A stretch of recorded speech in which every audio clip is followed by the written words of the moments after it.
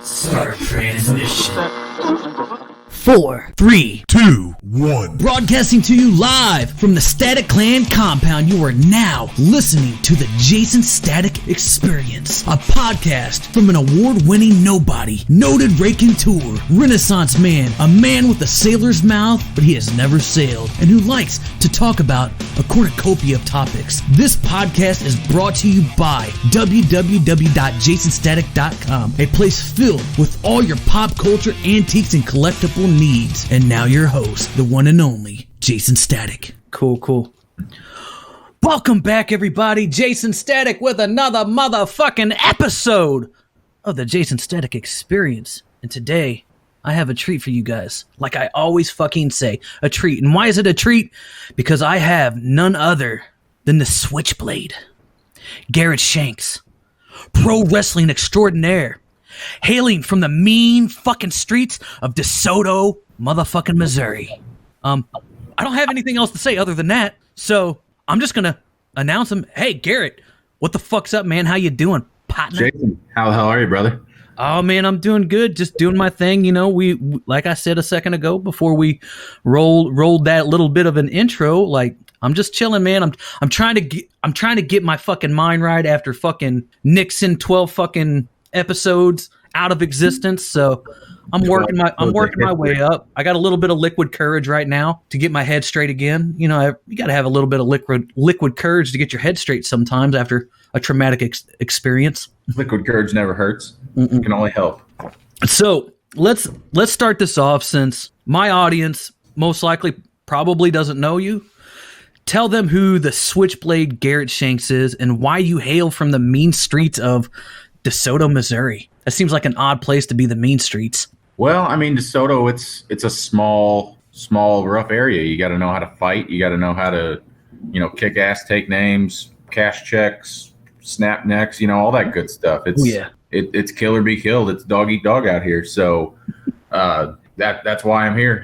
I was born into it and I'm thriving down here. So figured, here's no better place than here. You know what I mean? Exactly, man. So, how long since I said it a second ago, you're pro wrestling extraordinaire. How long you been in the business, and what made you want to become a professional wrestler? So, I had my first match at the tail end of 2015 in November, up in Wood River, Illinois. The thing that made me want to do it is, like everybody started watching it as a kid, fell in love with it. Mm-hmm. Typical story. And at one point in time, I kind of fell out of it, just life happens and you fall out of it. And then one night it pulled me right back in and sucked me right back in. And I was like, there's something here for me. And it's something I had to at least try. And I found a place that would train me, Dynamo Pro, and I went there and they trained me, and the beginning training was brutal. You're taking bumps and learning how to throw yourself at the ground every night. Yeah. But I loved it. I couldn't get enough of it. So I just wanted to do it and been doing it ever since. Who was your trainer up at Dynamo? Pretty much the one who was there the most while I was there was Dirty Jake Durden. Okay. Jake Durden. He's a damn good worker. Yeah, shout out to him. I love that guy. I didn't know he was do they have like a main trainer? I know back whenever I was working, I believe it was Jim. I believe it was Jim. Oh, Evil Jim. Jim, yeah. I believe he was the guy that was training people. It was either him or Tony Kazina. I can't remember which one it was. Jim was there. He's kind of the man behind the scenes. And I mean, he was there, and he was the one I talked to get in, right. With Dynamo. But as far as the trainer, like, it was just kind of like with Dynamo, it was always somebody there to train you. Sometimes it was different. Like sometimes it was Ricky Cruz. Sometimes professionals would stop by. It was just, you never knew who you were going to get. But for the majority of my training, Durden was there. As of late, I don't know if this is still the case, but Makazi was training people. Oh yeah, he's damn good too. Yeah, he's damn good. He's been at it since the GCW days. Oh yeah, God, yeah, fucking long ass time. That's early 2000s. Mm-hmm. And who was some of the like the big interest, like the people that got you? You know, everybody has stories about I seen this match, or I seen this and this, or I seen this guy, and it just kind of like mesmerized me type thing. Like, who was that guy? That one guy. You're probably considerably a lot more younger than I am, huh? I'm 25. Yeah, I'm 38. So we kind of, I guess you could say it in the same era a little bit, maybe. Same for the most part. Who was those guys that made you fall in love with wrestling? I mean, first time I ever watched wrestling, I still remember it like it was yesterday. It was St. Patrick's Day, 2007, and I saw Undertaker come out, and that's what did it for me. I was just like, who is this guy? It was unreal. It was mesmerizing, He was just, You just see him, and he's just like, who is that guy, And saw him go one-on-one with Booker T, or King Booker at the time, and I was just like, man, he was all out and didn't take any shit and gave him hell, and that's how so kept me in. So fuck 2000. You said 2007. What day or what? St. Patrick's Day. St. Patrick's Day. Damn. So hell, you started watching wrestling right as I got into wrestling, because I had my first match in April. It was the first week of April of 2008. Oh, okay, yeah. So pretty much a year. Yeah, just about. Huh. Well, cool. Yeah. So that's a crazy parallel. Like, and for the people that are listening to this, we are both in the Missouri area. So we ran at different times in the area, but we both have our roots in professional wrestling in the St. Louis area. So those little parallels that we just ran are pretty interesting for me. Because it's just like that, and we kind of live in the same area. Like we're only maybe, I'd say, about a half hour away from each other. If I would have known that, man, I would have been like, dude, just come over to the studio. Yeah. To be honest, I thought you were up in St. Louis, or like, in that area. So I was like, pretty good drive. But no, I mean, hell, next time we'll sit down and we can do another one, do it face to face. That's one of the things I'm working on. Like, I used to do video, like I used to run video on my shows, but I stopped doing it because I want to focus on getting better at audio production. Okay. And so I just went straight audio, and eventually when I get an actual studio built, I'm going to bring it back and go full on poor man Joe Rogan. I love calling myself that, the poor man's Joe Rogan. Hey, it's a good moniker. It's a good one to have. So you said that Undertaker was an influence of you, or like that was the guy that got you into it, but like who was a guy that influenced like the style, the gimmick, the way that you carry yourself in the business? Who was the guy that, who was the guys that did that? Because obviously it's going to be pretty hard to have that influence of the Undertaker, that you see what I'm saying? Like, yeah, he's such an enigma in professional wrestling. Like, like nobody's going to be able to do a gimmick like that ever again and make it be as believable as he did for such a long ass time. Yeah, he's a once in a lifetime thing, without a doubt. But for me, the influence in the way I, act in the ring and all that, when I was training, I was a lot different than everybody because I'm 6'4", so I was taller than everybody. Mm-hmm. And, I'm, 205, 210. So right. I looked to find guys that had the same kind of build as me. Mm-hmm. So I looked at guys like DDP, Edge, Sting, just guys around same build as me who had a style that I liked, Mm-hmm. I mean, Master the Diamond Cutter, Rated R Superstar. So they're the ones who influenced me, which is funny because growing up, I hated Edge, but it was just because he was feuding with Undertaker. Right. But, no, when you go back and look at people like that, and even Randy Orton, St. Louis guy, yeah, it's just, they're the ones who influenced me the most. Mm-hmm. But my first gimmick, if you will, was a surfer.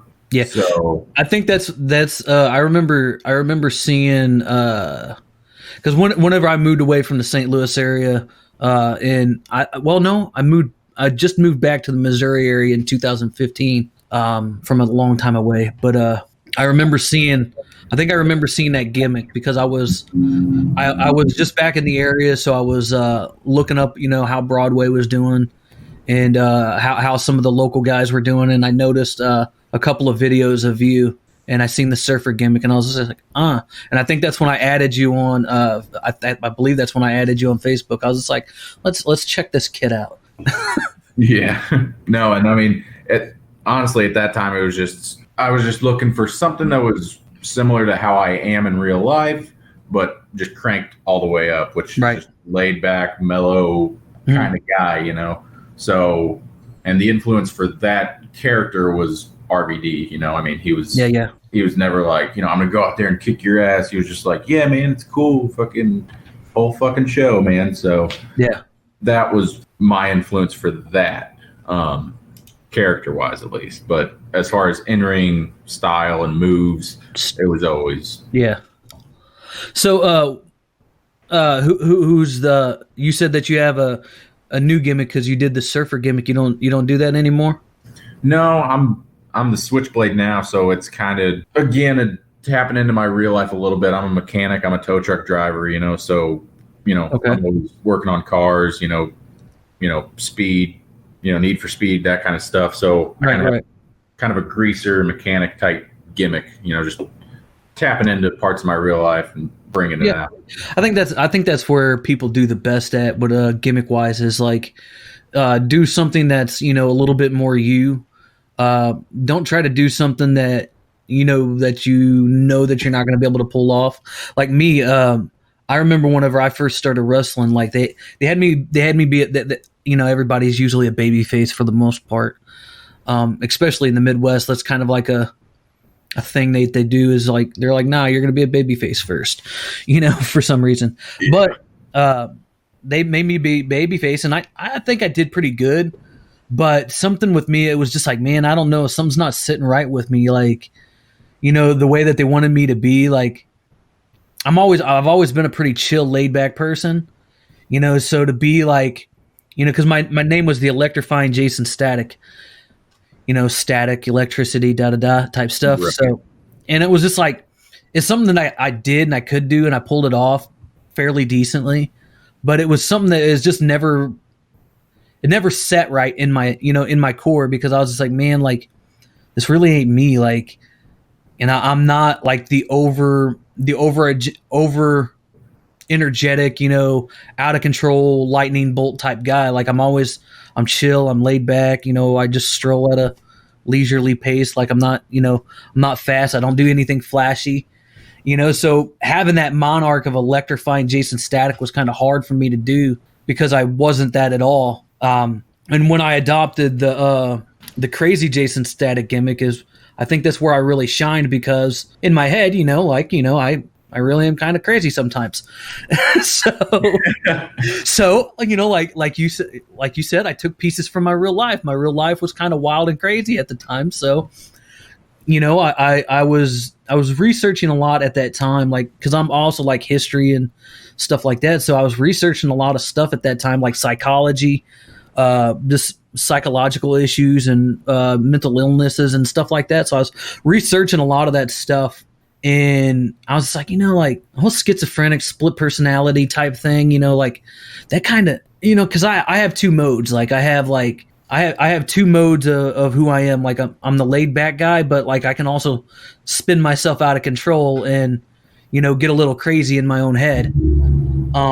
So it was one of those things. I was just like, man, I want to adopt this because this is who I am. And Mr. Tony Costa, God rest his soul, rest in peace, brother. I went to him one night and I was like, Tony, I was like, I think I'm done. I think I'm done being a babyface. I think I've done all I can do. I was like, do you think I could go heel? And he's like, yeah, man. He's like, what do you got? What do you think? What are you working with? What do you got? It's like, well, I'm going to still keep the same energy, the volatileness that I always had. But I'm just gonna amp up the craziness because that's who I really am. I'm a little bit crazy sometimes. So, and he's like, well, let's see what we can do, and we'll figure it out. And that was off to the fucking races after that, and I think I did it pretty good, man. So doing gimmicks, that are really close to you is always the best for you overall.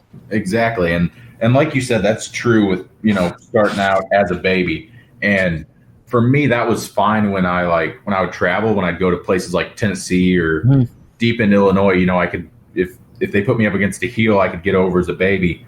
But when it comes to a place like South Broadway, the crowd there is just otherworldly. Yeah. And one of the guys who my first couple matches there, I just got booed out of the building, and I was a baby, and I'm just like, what in the world's going on, And I don't know if you Cayman, you remember him? Mm-hmm. Yeah, he told me, he said, look, he said, it's, and this isn't me being arrogant or anything, he said, it's your face. He said, you're a young, good looking guy. He said, and they hate that. Yeah. So I'm like, well, if I'm gonna, if they're gonna boo me, I'm gonna give them a reason. Right. So that's why I just kind of switched it up to, what I am now, more heelish, Yeah. So it's just it goes with it. Yeah. Do you play the cool heel type guy? Are you like a dirty old school type heel? A bit of both. I get out there and I see my opponent, I'm just like, this guy really, just whatever. But when it's time to get down to business, I'll, if they're getting one up on me, I'm not going to let that happen for too long, and I'll, they'll get their receipt sooner or later. Right. So I could understand, you have the gimmick, you said, the kind of like a greaser type look, so I could understand having a little bit of a cool streak, almost like a Danny Zuko type thing, from the movie Grease. Yeah. Danny Zuko. So I could understand having that little, you're a bad guy, but you still have that little bit of cool. It's one of those things. I could see a greaser look with a little bit of a cool streak in them, but still doing the whole, a bad, a bad guy, the bad guy gimmick. I'm real big. One of the big things with me with wrestling nowadays is everybody has to be cool. You know what I mean? I think that, to me, that really hurts the business. Mm-hmm. Because you see it. You've been on shows over the last few years. Everybody has the cool, the cool guy. Everybody, even if they're heel. I think a heel's job is to be fucking hated. You might want to have that little bit of a cool enigma behind you, mm-hmm. but you don't want people to legit be on you, I like this guy. You legit should want the people to hate you. They don't want to associate with you type stuff. They don't even want to take a picture with you because you're such a dick. Right. And that's my thing. As soon as I, come out at Broadway, as soon as the crowd sees me, it's just, the boos are just deafening, and for me, I'm just all right, my job is done. That's what I'm there for. And they boo me, and I feel like nowadays people don't really have gimmicks either. They're just themselves, or they're the high flying guy, or they're generic wrestler number 1 or generic wrestler number 2. Yeah. There's no, I'm not saying it's with everybody, but majority is, it's just, there's nothing there. It's just, they're just a wrestler. They're not. Yeah.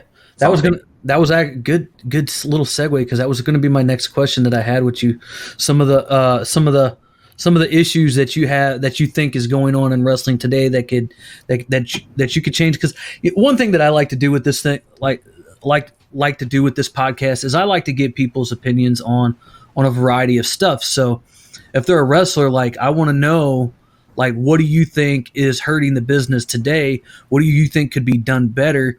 You might only have a few years in, but I think everybody's opinion is valid when it comes to the business, because, if you look at the state of the business right now, it's not including the whole COVID thing, it was pretty hot, but at the same time, if you really looked at it on a wide spectrum, it's pretty stale. because it's all the same. Everybody looks the same. Everybody works the same.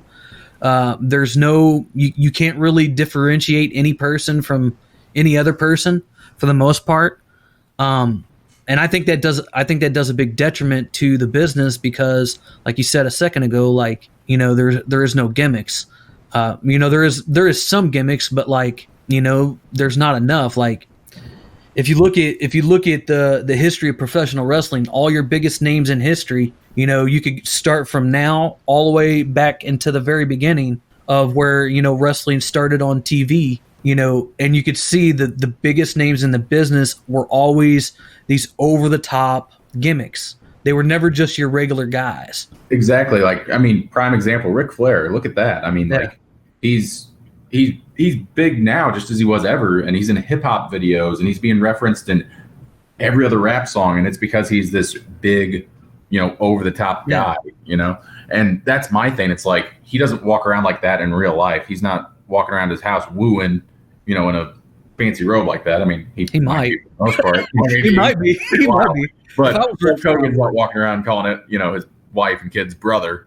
So, you know, and it's just, and that's my thing. I was always like, for me, it's the gimmicks, but it's also the storylines. And I don't know. I just, nowadays the storylines, they start them, but they just, I feel like they lose course at some point, and then they either don't have a strong enough finish, and then they can't really transition into another one as well. I feel like, and this is just me talking, but the problem with WWE is their pay-per-views being a gimmick. You know what I mean? Like Hell in a Cell, you know, that Hell in a Cell would be the culmination of a rivalry, not the start. Because last year, the Hell in a Cell was the first match for The Fiend and Seth Rollins, you know? It's like, you got to start there. Like, you know, how do you go past that? But like, that's my thing on like what's wrong with WWE. But I feel like, you know, with the rest, as far as the indies go, it's gimmicks, you know? Yeah. So you think that's something that would be better for the business, is to, you know, have people have a little bit of gimmick? Like, there's a handful of people like I wouldn't say I'm a huge fan of Orange Cassidy, but like, the kid's got talent and he's damn good at what he does, and he's all gimmick. Yeah, no, and that's what I get. Like, that's perfect. Like, that's a gimmick, you know. That's his character, and he's good at it, and, you know, perfect. That's a gimmick. Do that. Go ahead. Yeah, no, but so like, that's a gimmick that works. Yeah. But I don't know. I kind of lost my train of thought. But like, he's a gimmick. It works. Yeah. I feel like as far as like the televised products, like most people have their gimmicks and know what to do. But I feel like for the television shows, it's mostly storylines. Just not having not a whole lot of follow through. Yeah, or just I mean, like, for me, I don't know how kept up you are with like WWE or anything like that. Like, do what? I watch them occasionally. Okay. Well, this past Friday on SmackDown, they had Chad Gable turn heel, and he aligned with King Corbin, who they were just feuding a few months ago because King Corbin is always calling him short, you know, and it's just like, this guy was dogging on you for being short, which you still are, and now you're aligning with him. It's like, what's the point? What's the bigger play? Like, what's the bigger play type thing? Exactly. If they were feuding, 3 months ago for a title, and now neither one of them have it, that's one thing. But it's like, for the fact that you're short and he's picking on you, it's like, he can still pick on you for being short. Yeah, that's one of the things that I do have a problem with, the way that WWE does their storylines. Like, they're almost, sometimes they almost seem like haphazardly thrown together. Like, you know, last minute. Like, almost every show's, it seems like it's last minute type changes. You know, like you just said with the whole, I don't follow every part of the show, just because like I got so much shit going on with the podcast, and, you know, editing my podcast and promoting it and all the other stuff that I do. You know, I still have a full-time job outside of the podcast. And a matter of fact, I have 3 jobs. I have my podcast, I have my full-time job, and then I have my website that I do business on. So like, I'm a pretty busy person nowadays, so I don't have time to sit down and watch 3 hours of 3 hours back to back of wrestling. So what I do now is I've said it on a couple of shows now that what I do is I watch the guys that I'm interested in. Like I watch I watch what's going on with the Fiend. I was watching the stuff with Orange Cassidy. I watch stuff that MJF does. I don't know why I just said G. MJF. I watch some of the stuff that he does. And then there's a handful of indie guys that I'll watch here and there when I get a chance. But I just watch the guys that I'm interested in because they essentially hooked me because, of the gimmick or something that they do. Like there's a guy in Ring of Honor.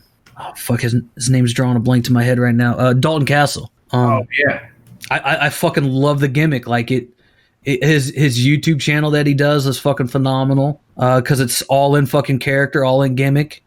So there's guys that I follow, and that's how I watch wrestling. I just watch the guys that I follow because they gave me enough to let me sink my teeth into it.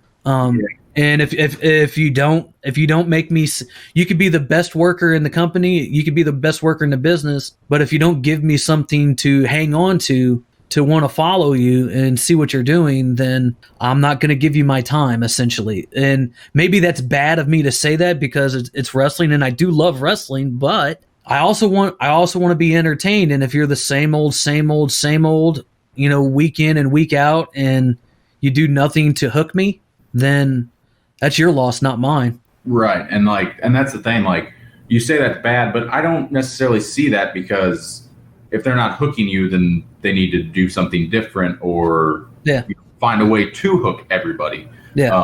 Little side note about Dalton Castle. I'm glad you brought him up. Within a few months of me training, I actually rode with Jake Durden down to Oklahoma for a Ring of Honor show. He was going to try and get on, and he said, "There's nothing else. It's just you'll get to meet him and set up and whatever."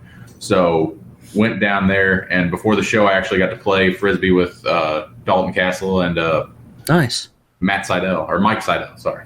Nice. So, yeah, it was just, and that's the thing. Like, outside of the ring, great guy. Yeah.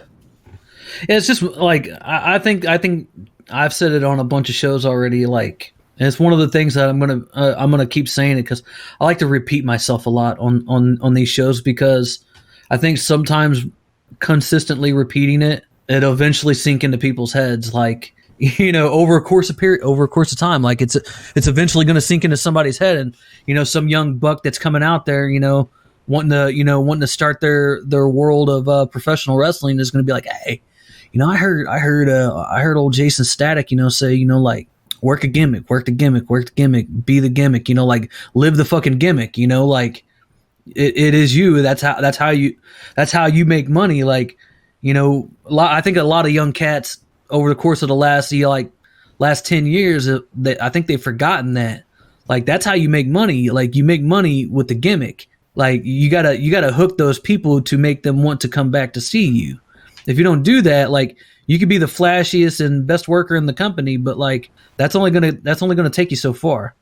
Exactly. Yeah. Like, and I mean, a perfect example would be Mr. Perfect and Hulk Hogan. Like, Mr. Perfect's probably one of the greatest, technical wrestlers ever. But, if you go to any random person, they're going to know Hulk Hogan more than Mr. Perfect just because of the gimmick and, who he, how he worked it. Yeah. And I'll give you a great example of somebody who's worked a gimmick and it essentially paid off for him. Just recently, a Missouri guy, Warhorse. I love Jake. He's my first tag team match was against the Viking War Party. Nice. And then my second singles match for Dynamo was against Warhorse. Nice. So, and I mean, that's the thing. It was an awesome match. I love the guy to death, and I watched his match last week on AEW, and I couldn't be happy for him. He's a great guy, and he deserves every bit of that. Yeah, so, and that's what I'm saying. Like, he's a damn good worker, and that's great. but his gimmick is like he plays the fucking gimmick. He lives his fucking gimmick.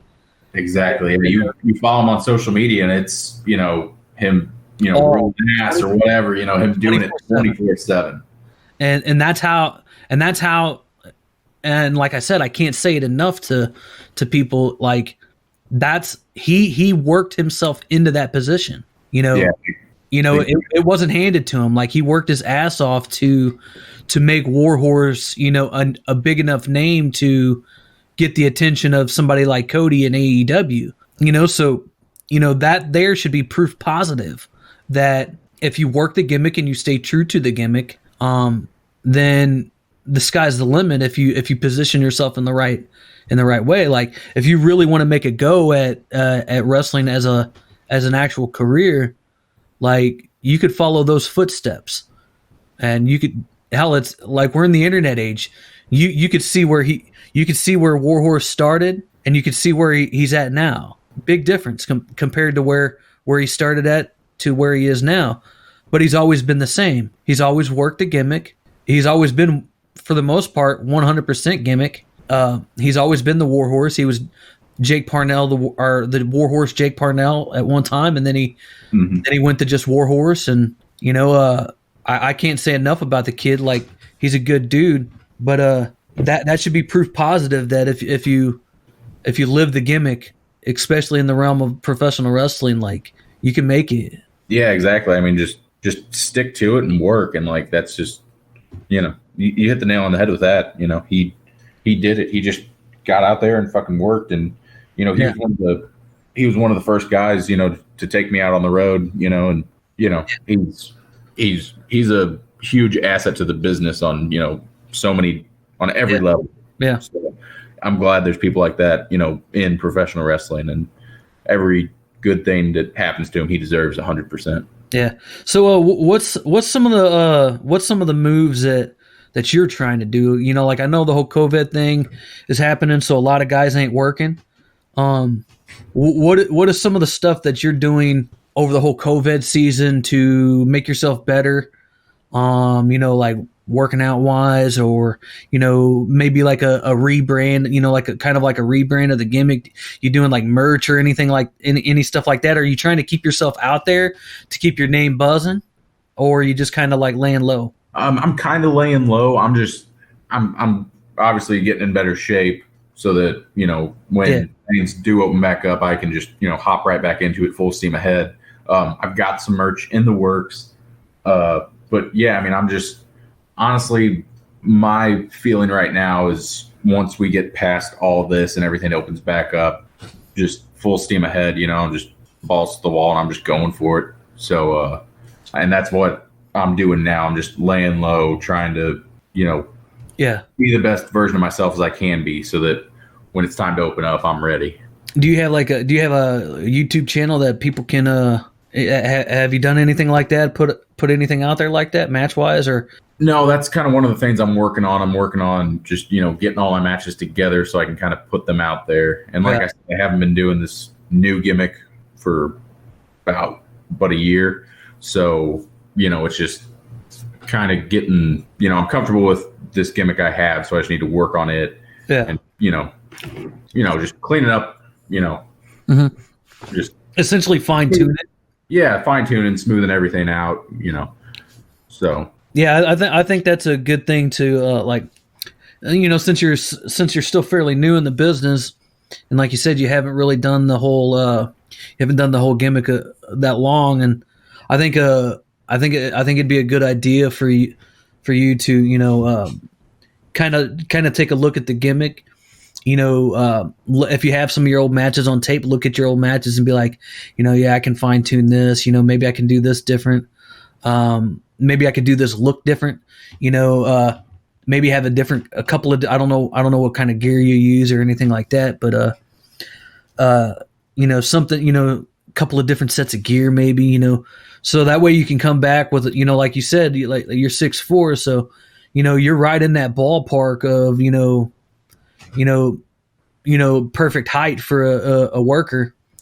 All you got to do is fine tune and, clean up that gimmick and make it pristine. And I think COVID would be a good time. The whole COVID season would be a good time to do something like that. Hell, I've done that even on the back end of my podcast, like fine tune it.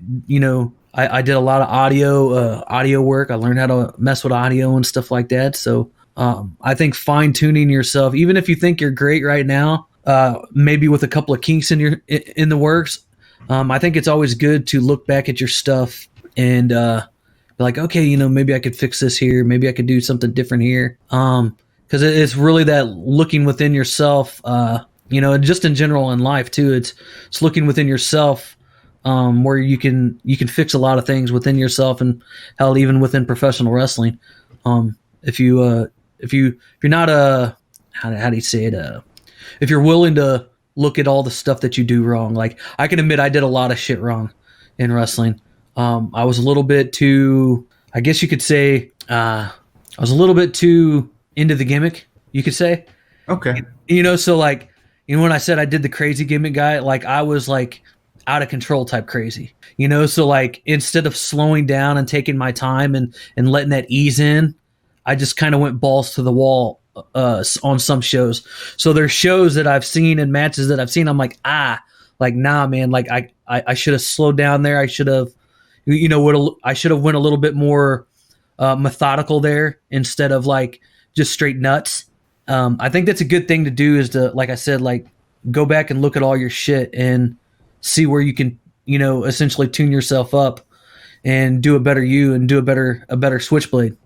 Yeah, and I mean that's one thing I always do after I have a match. I always watch it back, and if it's garbage, I'll just I'll sit there and I'll be like, man, that just wasn't good, or I'll pick what was good and what was bad, and I always make sure, like, okay, if that was good, then that's fine. I'll keep that in mind for next time, but I need to fix the bad, and become better. No matter how good you are, you can always be better. Oh yeah, that's always my frame of mind for anything I want to do and be successful at, whether it's this or work or whatever. You gotta fix the bad first. Yeah. What is who is some of your favorites going into business today? I always like that question. Who's some of your favorites that you would either hope to work with, or companies to get into type stuff? Obviously, like, you have your WWEs and your AEWs and your Ring of Honors and stuff like that, that everybody would probably say. What are some of the places and people that you're interested in trying to work with, and trying to get into? Like, are you just trying to stay like a local Missouri guy? Or are you trying to get your name out there, go out to different places type stuff? Well, I've been some places. I used to hop in the car with the Hooligans all the time when they were still around.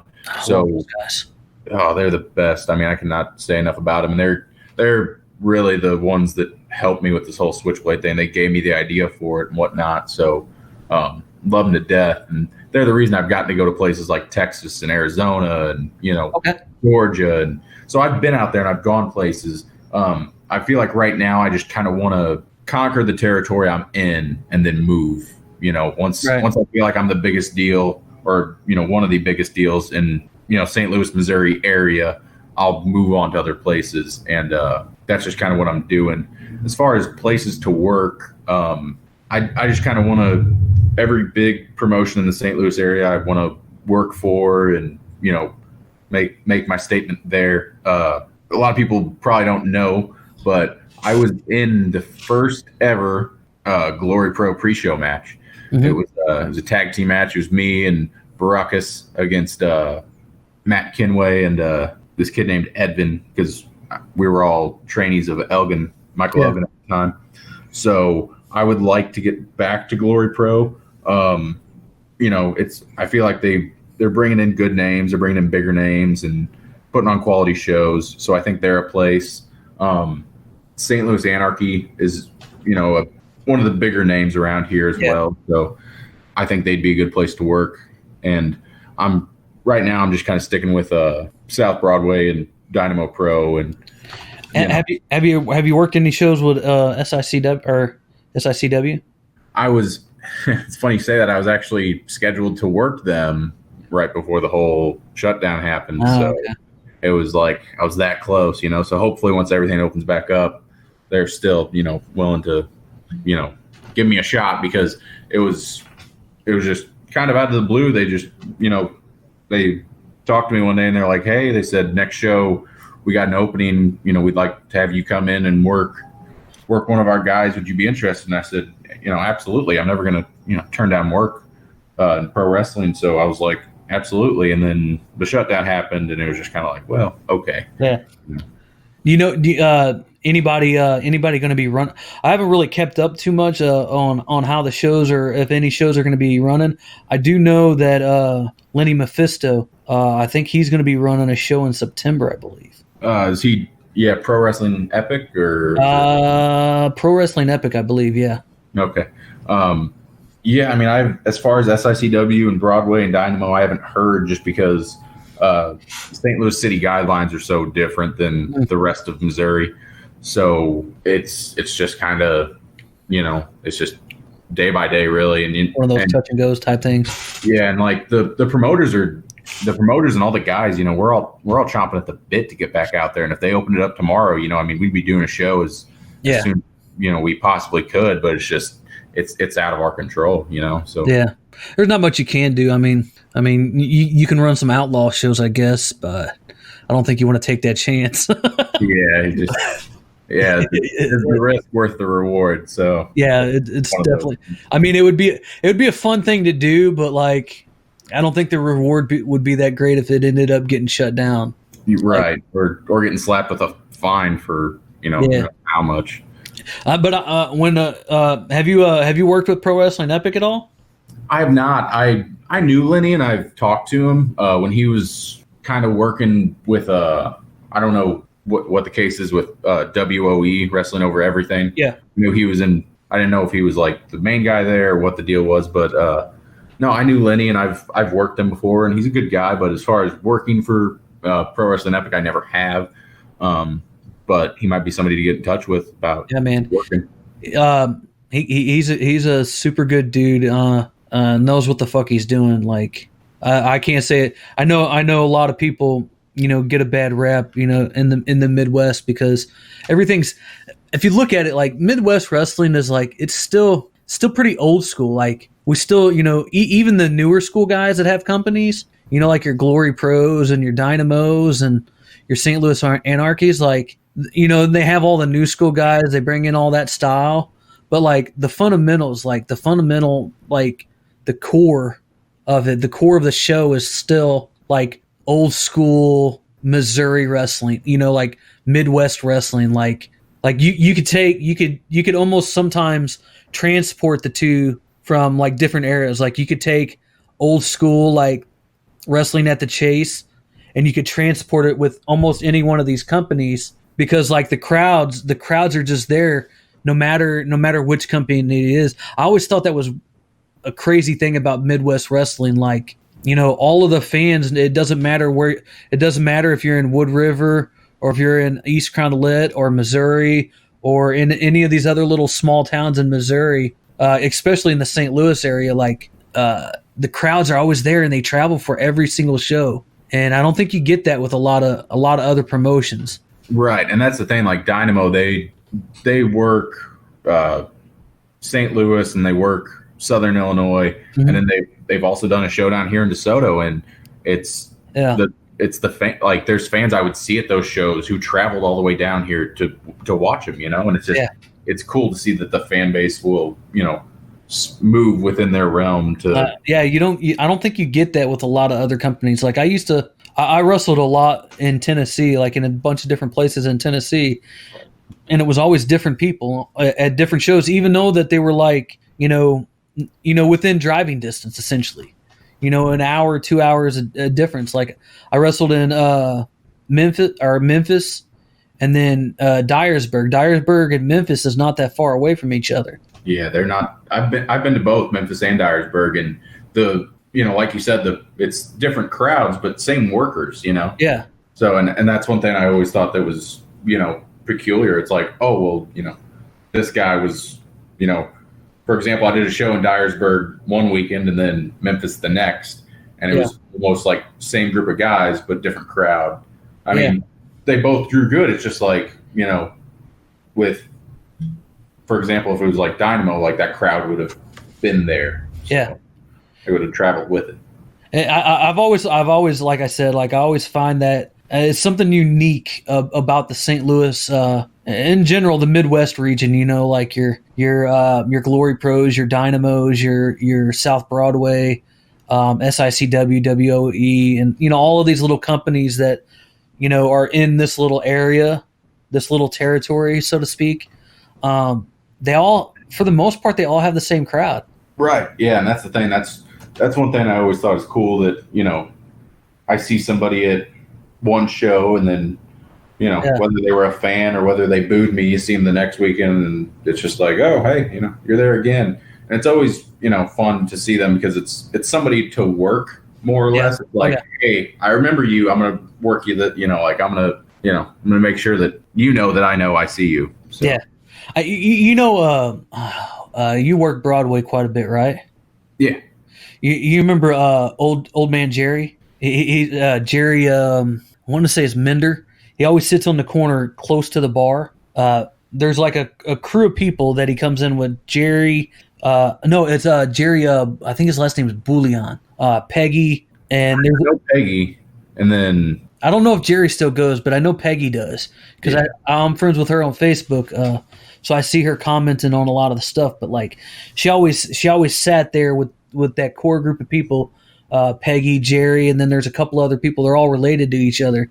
Like those guys, if you could get anybody to work, like, because they go to almost all the shows in the area. So like you said a second ago, like you see people at the shows and like you know that you could work them. There was this old lady when I worked up in Pennsylvania.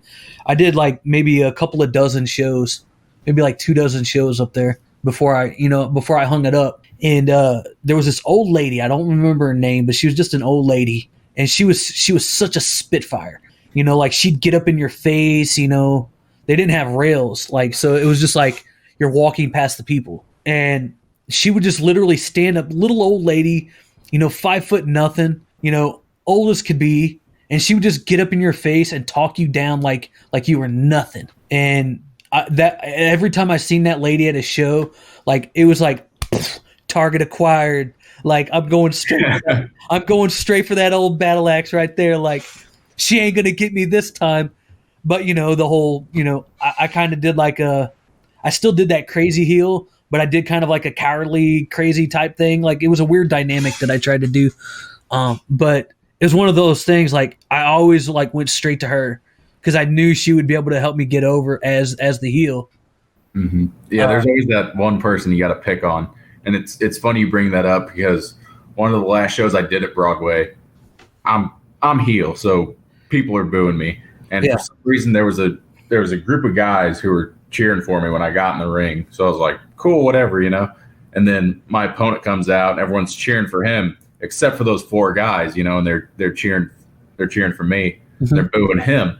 So afterwards he goes, were those your buddies out there? And I said, I have no clue who they were. He said, man, he goes, I was working them the entire time because I thought they were your buddies. And I go, no. I said, those 4 guys just got special treatment just because they were, you know, booing you. So have you had any big like fuck ups, like mistakes, you know, like, god damn, I wish I wouldn't have done that type thing?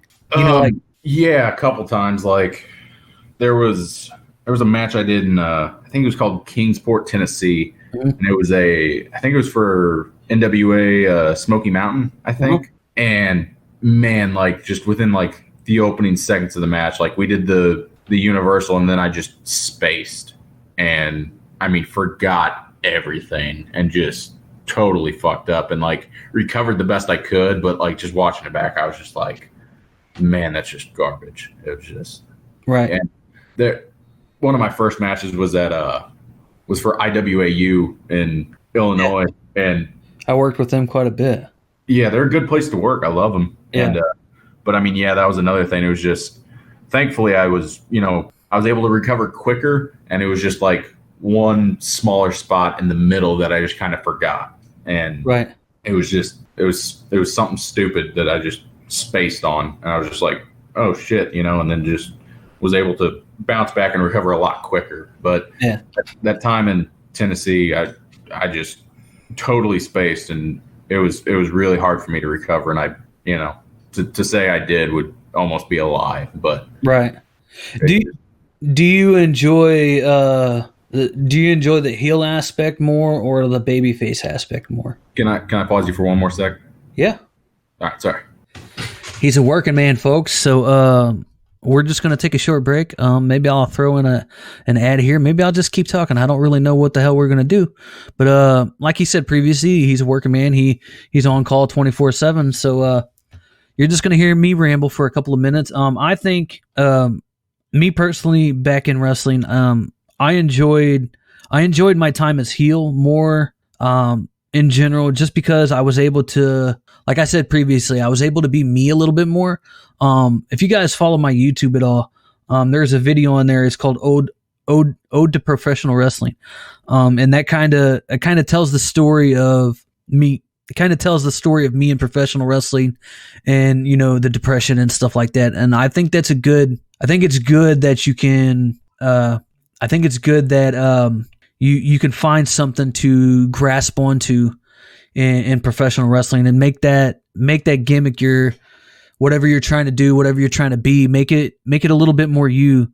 And it's one of those things that's hard to do for some people. Some people it's easier to do with, but it's almost a necessity in professional wrestling is to be able to give a little bit of your soul to the gimmick, because the people, no matter where you're at, whether it's in front of 5 people or it's in front of 500 people or even 5,000 people, the people are going to be able to read that. Wrestling fans, while most people think wrestling fans are stupid, and some of the wrestling fans are, I will say that some wrestling fans are, they're not stupid. They're able to read a person that's faking who they are, and that's never a good deal to be able to essentially be up in the middle of the ring and faking who you are and faking that gimmick, because you're going to be essentially shown as a fraud, and they're going to fucking boo you out of the building, and not in a good way.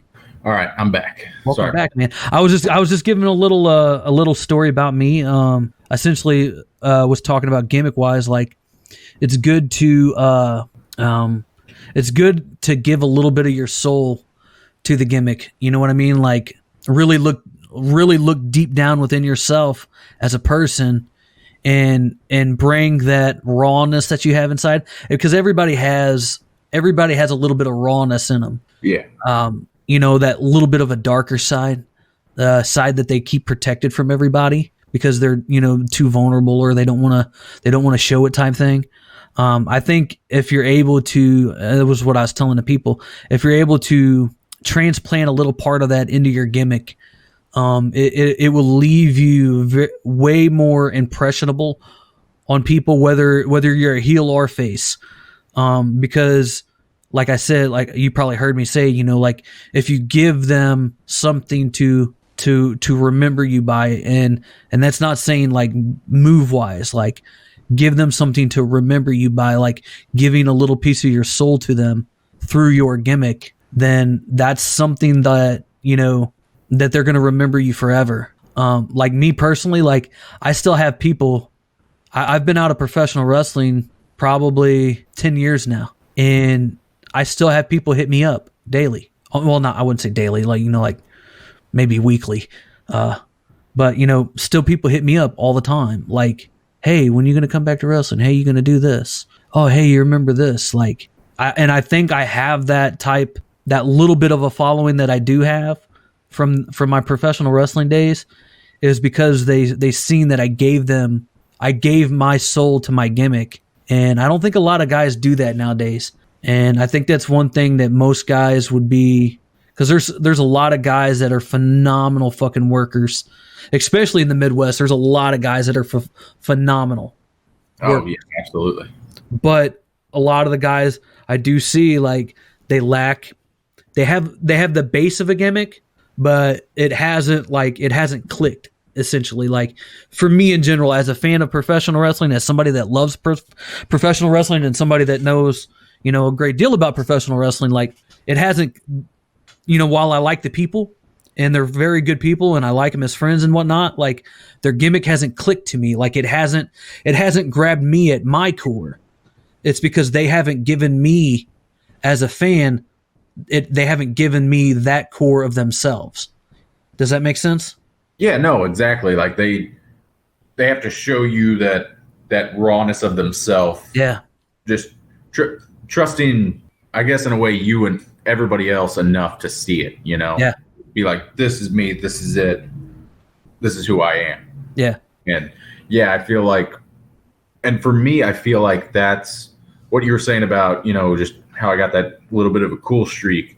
That's my cockiness. That's who I am deep down inside. I don't try to be cocky and arrogant, but like deep down inside, I know, I'm fucking cocky. That's who I want to be, but I'm not that. Right. So, and I think that's something that everybody needs. They just need that one little bit of realism for people to have, and then it's like, okay, well, that's real. There's a way to fake that.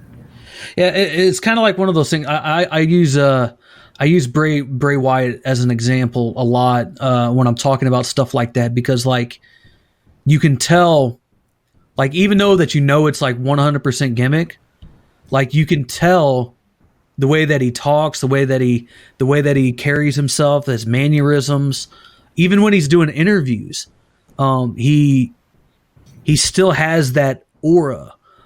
He's showing that he's giving himself not just to professional wrestling, but he's given a little portion of his soul every time that he goes out there to the fans and to his gimmick. And I think that's why a lot of people, you'll see a lot of people online that, like, Bray Wyatt, best type stuff. And there's a reason that people say that is because, it's that underlying factor of he gives them every bit of himself. He bears it all out. And he doesn't even have to work a match. Like I told somebody one of the last shows that I did, I was like, it really says something about the work of a guy who can have 5 matches in a year and people still love the guy. Yeah, exactly. And that's it. I mean, like when you see him come out as Bray Wyatt or as the Fiend, it's like that's him. Like he becomes that person when he's out there, because there's a little bit of that to him. Like the Bray Wyatt, the Firefly Funhouse, like that's the good, happy side of him, and it's him being a goofball, and but the Fiend, like that's him tapping into like the darkness, the bad part of him. Yeah.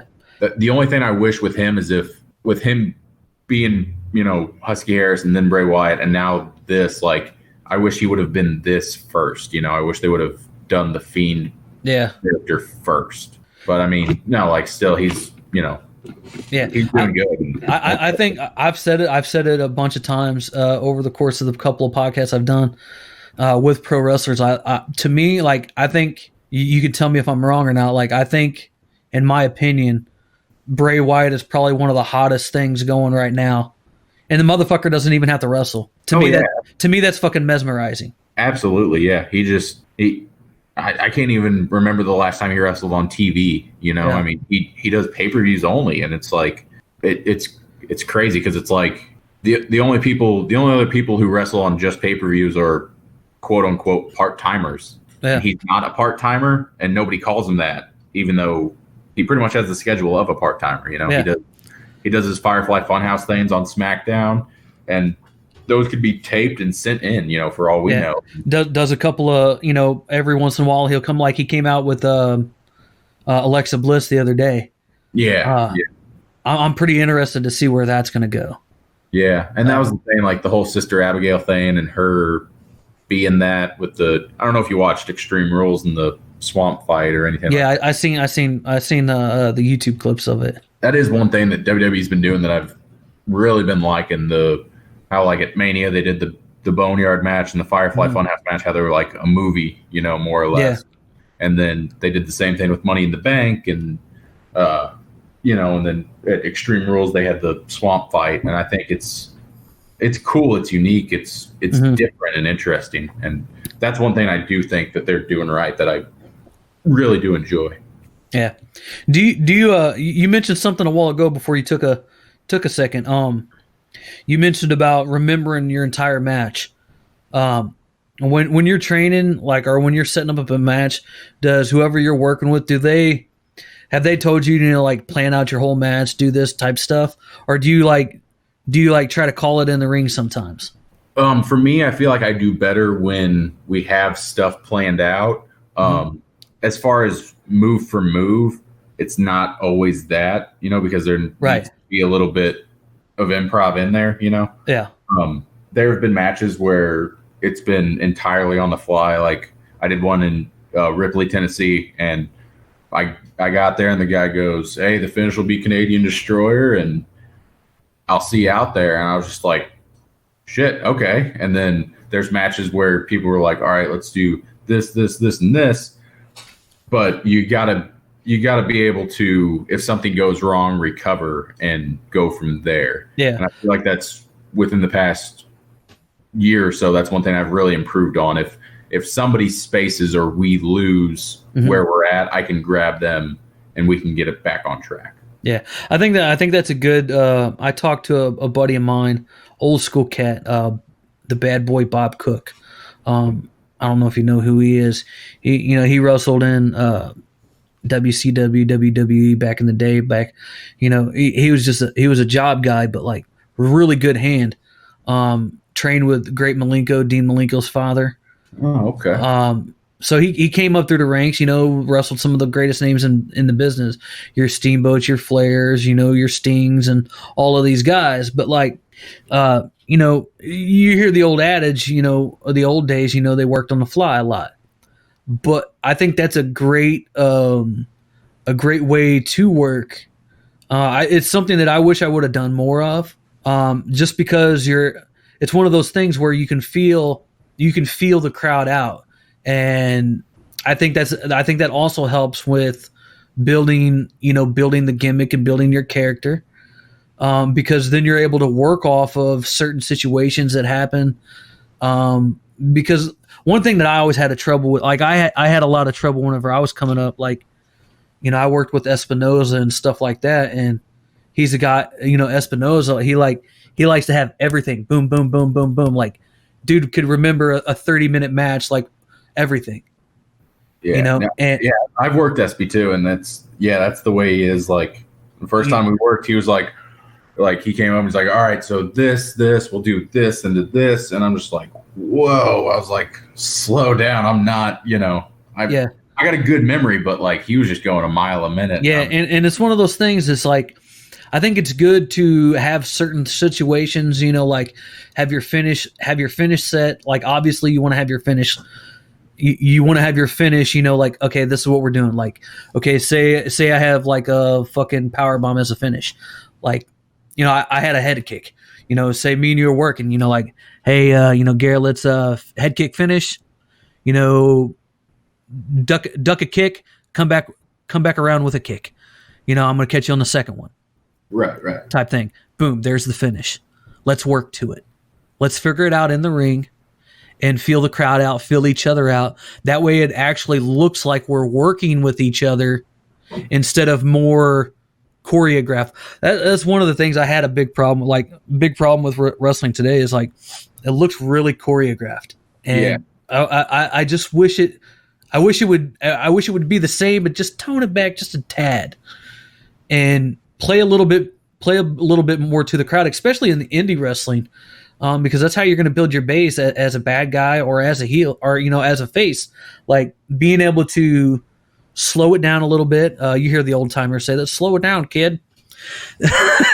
Type stuff. Hell, I had that shit a lot. I'm not calling myself an old timer, but slow down, kid. Take your time. Less is more type stuff.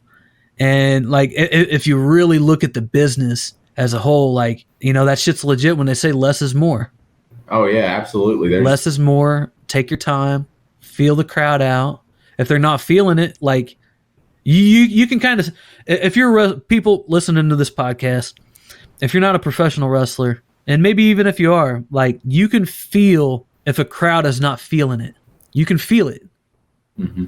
And if you just continue doing your moves and you continue the sequence that you have planned out and they're not feeling it, you're doing a disservice to those people. Right. So, and that's the thing. I've done matches where we've had stuff planned out and it's just not working. And it's just like, I just, on the fly, I'm like, I just say to the guy, look, we're changing this. We got to do something to get them, back on our side. Yeah. For lack of a better term. And it's just, you got to do it because if they're not into it, you can feel it and everybody else can feel it. Yeah. And then you have the whole crowd turn it on you. Yeah. And then you're just essentially just a joke. They're not going to care about you. Maybe some of them will, but like they're slowly going to just be like, this guy's a clown. Like, we don't care about him. Right. Yeah. I think that would be a good thing for a lot of people to even hell. There's even guys that are fucking phenomenal workers that I just think that they need to slow down and take the time, like let it register a little bit more with the fans because it's one of those things like you hear a lot of new school cats. I don't mean to lump you into this, but you hear a lot of new school guys like we're just gonna do our thing and screw the tried and true tested, old formula. Like, screw that. We're just going to do us. We're going to go out there and do our shit. And then like you see the match and it's phenomenal because it's really athletic. They do a lot of cool stuff and there's a lot of oohs and ahs. But overall, at the end of it, you're like, man, that's really all it was. It was a bunch of oohs and ahs. Right. And sorry, I didn't mean to cut you off. No, that's literally where I was like, it's a lot of oohs and ahs. And I mean, to me, like, for me as a fan of wrestling, the oohs and ahs are fun and they're exciting, but they don't keep me coming back. Right. It's a lot of meat and potatoes, for lack of a better term. Yeah. It's just, I think a perfect example is like, and I hate to say it, but like Ricochet matches, like, don't get me wrong, they're fun to watch. They're great, because he's doing all the cool athletic stuff. But at the end of it, you realized he did like 3 pass-bys, and a pass-by is just the move I just cannot get past. It looks, because people are always like, treat this match like it's a real fight. Yeah. If anybody tried to do a pass-by in a real fight, I'd just punch them straight in their face. I mean, that's just... Stick my fucking foot out. Old school fucking clown shit. Boop. Exactly. You're falling. like when I wrestled, like, my gimmick, like, I've always admitted it. Like, I've been pretty open with my fan base. Like, I admit, like, I wasn't the flashiest guy. I wasn't the greatest guy. I wasn't the most technical guy. But where I felt I did very well at was the intensity. Because, like, I'm a short guy. I'm not a big guy. I'm not an athletic guy. All I had was my intensity, my believability of me being a fucking crazy person. Like, that's all I had. And I wanted people to believe that I was really a freaking nutcase. Like, there was points in time where, like, I would come into the show, I would get to the show, I'd get to the building, and I would go up to Ben. I don't know if Ben Simon's still up at Broadway. He was, yeah. I mean, he was ring announcer. He hasn't ring announced at the past couple shows, but he's still there and doing commentary. Yeah. But I would go up to him and I'd be like, hey, I'm from this place now. So like I went from being from St. Louis, Missouri to being from the brink of insanity.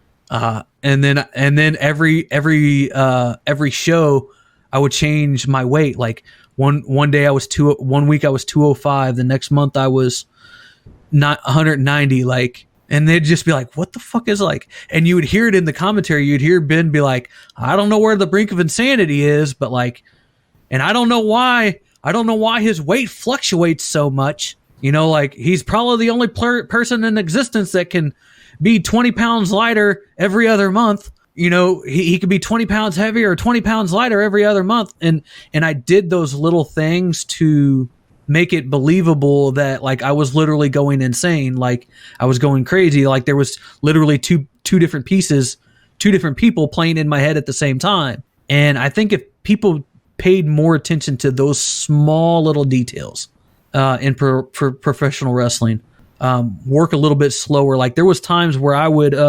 like I did this like little, I was kind of like your old school dirty heel. I didn't have no flash. It was just like punch, kicks, bites, essentially old school heel tactics. That's literally all I did in a match. A couple of suplexes, a couple of kicks, a couple of punches, a couple of forearms. And that's literally what my entire matches were. But I always worked the crowd in between going for every single move. And sometimes I felt like I overdid it. I played it too much. But then there was some times where I was just like, yeah, that was perfect right there. And I think people, like I said, if you take your time and you really listen to the people, like you said a second ago, like if you really listen to the people, like try to listen to those people out in a crowd. Because like when you're up there, like I know you can attest to this.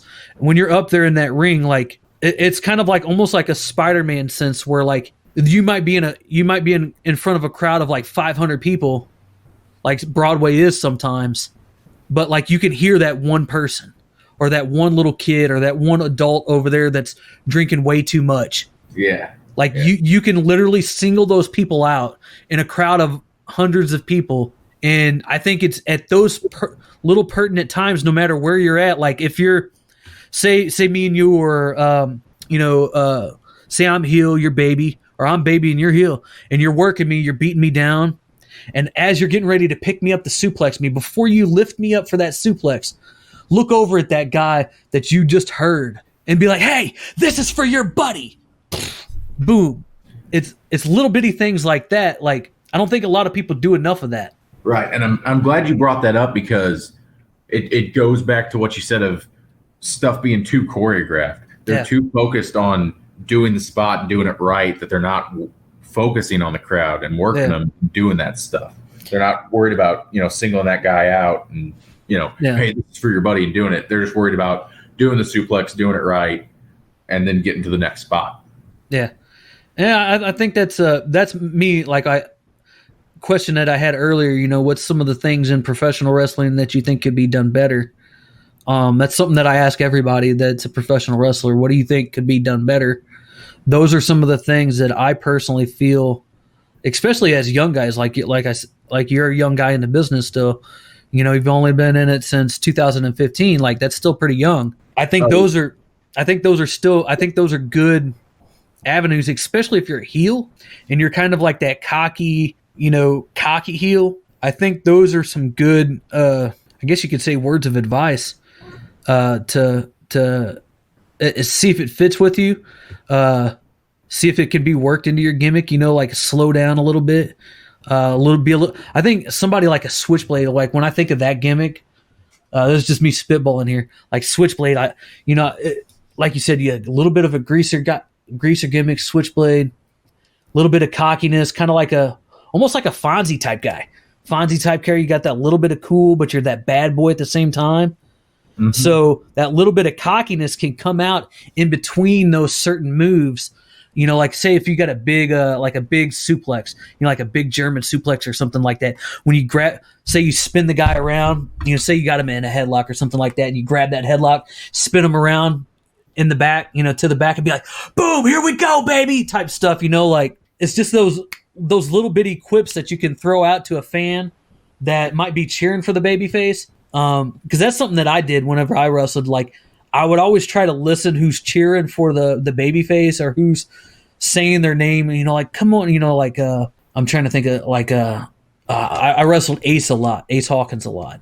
Oh yeah, I love Ace. He's so like what I would do is whenever I was working Ace is such a great worker and he's a good seller. Like it was easy for me, and he's such a good looking kid. Like it was good. It was easy to pick out people that liked him. And so I would scoop him up for like, say like a German or some shit. And then right before I'd hit that German, I would just like, since I was the crazy guy, sometimes I would look over at somebody, like a quick glance, and either scream or yell at him or just kind of like snarl and just be like, and then as soon as I would get up, I would explode up and be like, that's what you get. That's what you get for cheering for Ace Hawkins type stuff. Like it's those small little dynamics that you can do and incorporate in, especially in heel gimmicks. Like heel gimmicks are such fun to do because you can pretty much do whatever you want. Yeah, you can color outside the lines with a heel gimmick. When you're a baby, you're limited to what you can do. Yeah. As heel, I mean, you got free range pretty much to do whatever you want, and just it's. I feel like it's a lot easier to make people hate you than it is to get them to like you. Oh yeah, it's so easy to get people to hate you. I do it every day on the internet, like just to get people to hate me. Like, what kind of controversy is Jaysin Static trying to stir up today? Like, they're like, I don't know, man. Like, it's just one of those things. Like I've always been super passionate about wrestling, but like, I don't know, man. What's your opinion on some of that stuff? Like, you're a heel in the game, in the business right now. Like, what do you think is some of the best things to do, and what do you think is some of the stuff that you shouldn't do as a heel? I feel like as a heel, the for me, what works best is just the little chicken shit heel stuff. Just raking the eyes. Low blow when the ref's back's turned, stuff like that. The things I don't like is, if you're in, Ohio, just the Cavaliers suck, like stuff like that. I'm not a big fan of. It's cheap to me. Yeah. But working the guy, just the little things, like you said, just like you said, you did just heel stuff when you worked. So just choke them when the ref's back's turned. Try and stir up controversy. If you have a manager, make sure they distract the ref, and you can get on the guy or whatever. And little things are, I feel are the best for heels. Have you ever worked at the company that runs down in Cape, CCW? I have not. No, I saw that they're doing a show soon, but I've never got to work down at CCW. Have you? No. They started after I already kind of left the ring. But I did one of their very, very first shows. I was at the show, but I was there as, kind of like just a fan. Like I didn't, I essentially sat at not their first show. Let me see. SICW did, the Cape Comic-Con, several years ago. And Terry Funk was there, Cahagas was there, and a handful of other old school guys was there. And I went down there just to go to the Comic-Con and to watch the wrestling show later that on. I went down there with I think I went down there with Jimmy D. You know who Jimmy D is, right? Yeah, I've worked with Jimmy. Yeah, I went down with Jimmy D. I believe it was Jimmy D that I went down there with. But I ended up I went down there, and this was one of my first instances back in Missouri. Like, it was literally within like a couple of months of me being back in Missouri. And I went down there, I hit up Jimmy D, and I was just like, hey, or I didn't hit up Jimmy D, I put a post, and I was like, hey man, I'm going down to Cape Comic-Con. If y'all interested in seeing me, maybe travel down there. It'd be good to catch up with people. And Jimmy D hit me up, and he's like, hey man, I'm going down there. If you want to ride with me, you can. So I was like, cool, man, I'll ride down there with you, like, that's cool. So I ended up riding down there with him, and I went up and I met Herb. I walked up to the booth that they were at, because they had a little booth down there. And I was like, hey, Herb, how you doing? It's been a long time, talk to him. And he goes, Mr. Static, how would you like to work today? I go, what? Like, what do you mean work? He's like, I was just like, dude, I ain't wrestling, man. Like, I didn't even bring fucking gear or anything like that. And he's like, no, like, just sit here and take care of Terry Funk and Cahagas. I was like, oh yeah, I could do that. So I went down to fucking go to a Comic-Con and buy fucking comic books and spend my money and shit. But I ended up sitting there at the table with fucking Terry Funk and fucking Cahagas all day. And then I ended up sitting there at the show at the autograph signing table that they had at the show, where CCW does their show. And I sat there with Terry the whole night. I sat like, Terry was in one seat, and then Cahagas was in the other seat, and I was in between them. And like anything that they wanted, I went and got it for them, so they didn't have to get up. I took care of their money for them and whatnot, for stuff that they sold, and that was a pretty fun experience sitting there with Cahagas and Terry Funk. But like, and then literally like, I think it was like a couple of months later, CCW had their first show, Oh, okay. So yeah, you had just gotten back when they were starting. Yeah. So I'd literally just gotten back, and I'd been down. I think I'd only been to one show, and it was like I said, it was within like the first couple of months that they were doing shows, and I seen some of the guys that I work, Billy Hills, who's been on the show. He was literally just on the show a week or two ago, and that was a pretty good conversation we had, Billy Hills. And then I'd seen SB, and that was like that. That's the last time I actually talked to SB. But I've seen some of the old guys that I ran with. I think Ace was there at the time too, and met some new guys that I didn't know. But it was a good time. Like, I have fun going back to shows when I can, but like it's so hard for me to get to shows nowadays because I work fucking like crazy, man. Oh yeah, I mean, you said you got 3 jobs and along with this. I mean, that's booked up. Yeah, I'm booked up. So what's some other stuff that you're interested in, man? How much time you got left? I mean, I got no time limit. If you got something you got to do or whatever. No, man, I got time, man. I got time. Other than wrestling and working on cars and whatnot, I'm kind of a couch potato. I just kind of sit around and watch reality TV and whatnot. Yeah. What you like work in a shop? You have your own shop or something like that? My dad owns it, but okay. Yeah, it's auto repair and 24-hour towing. So okay, cool. It's a good gig. I love it.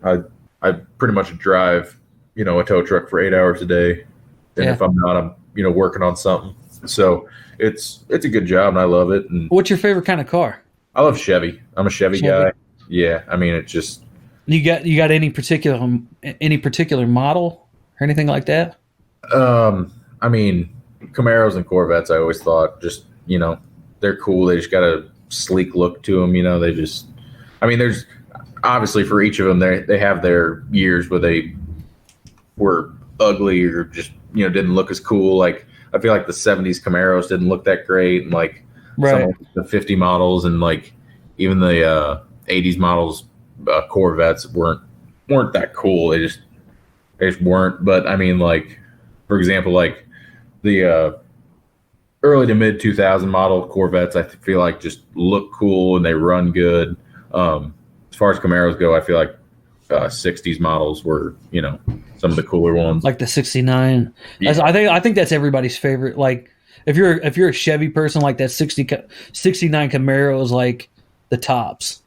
Yeah, I actually towed a 68 a couple weeks ago, and I mean, that thing was just, slick. As I was towing it, I went through a construction zone, and like the construction workers were just looking at me and giving me the thumbs up. They're like, man, that's slick. And I'm like, yeah.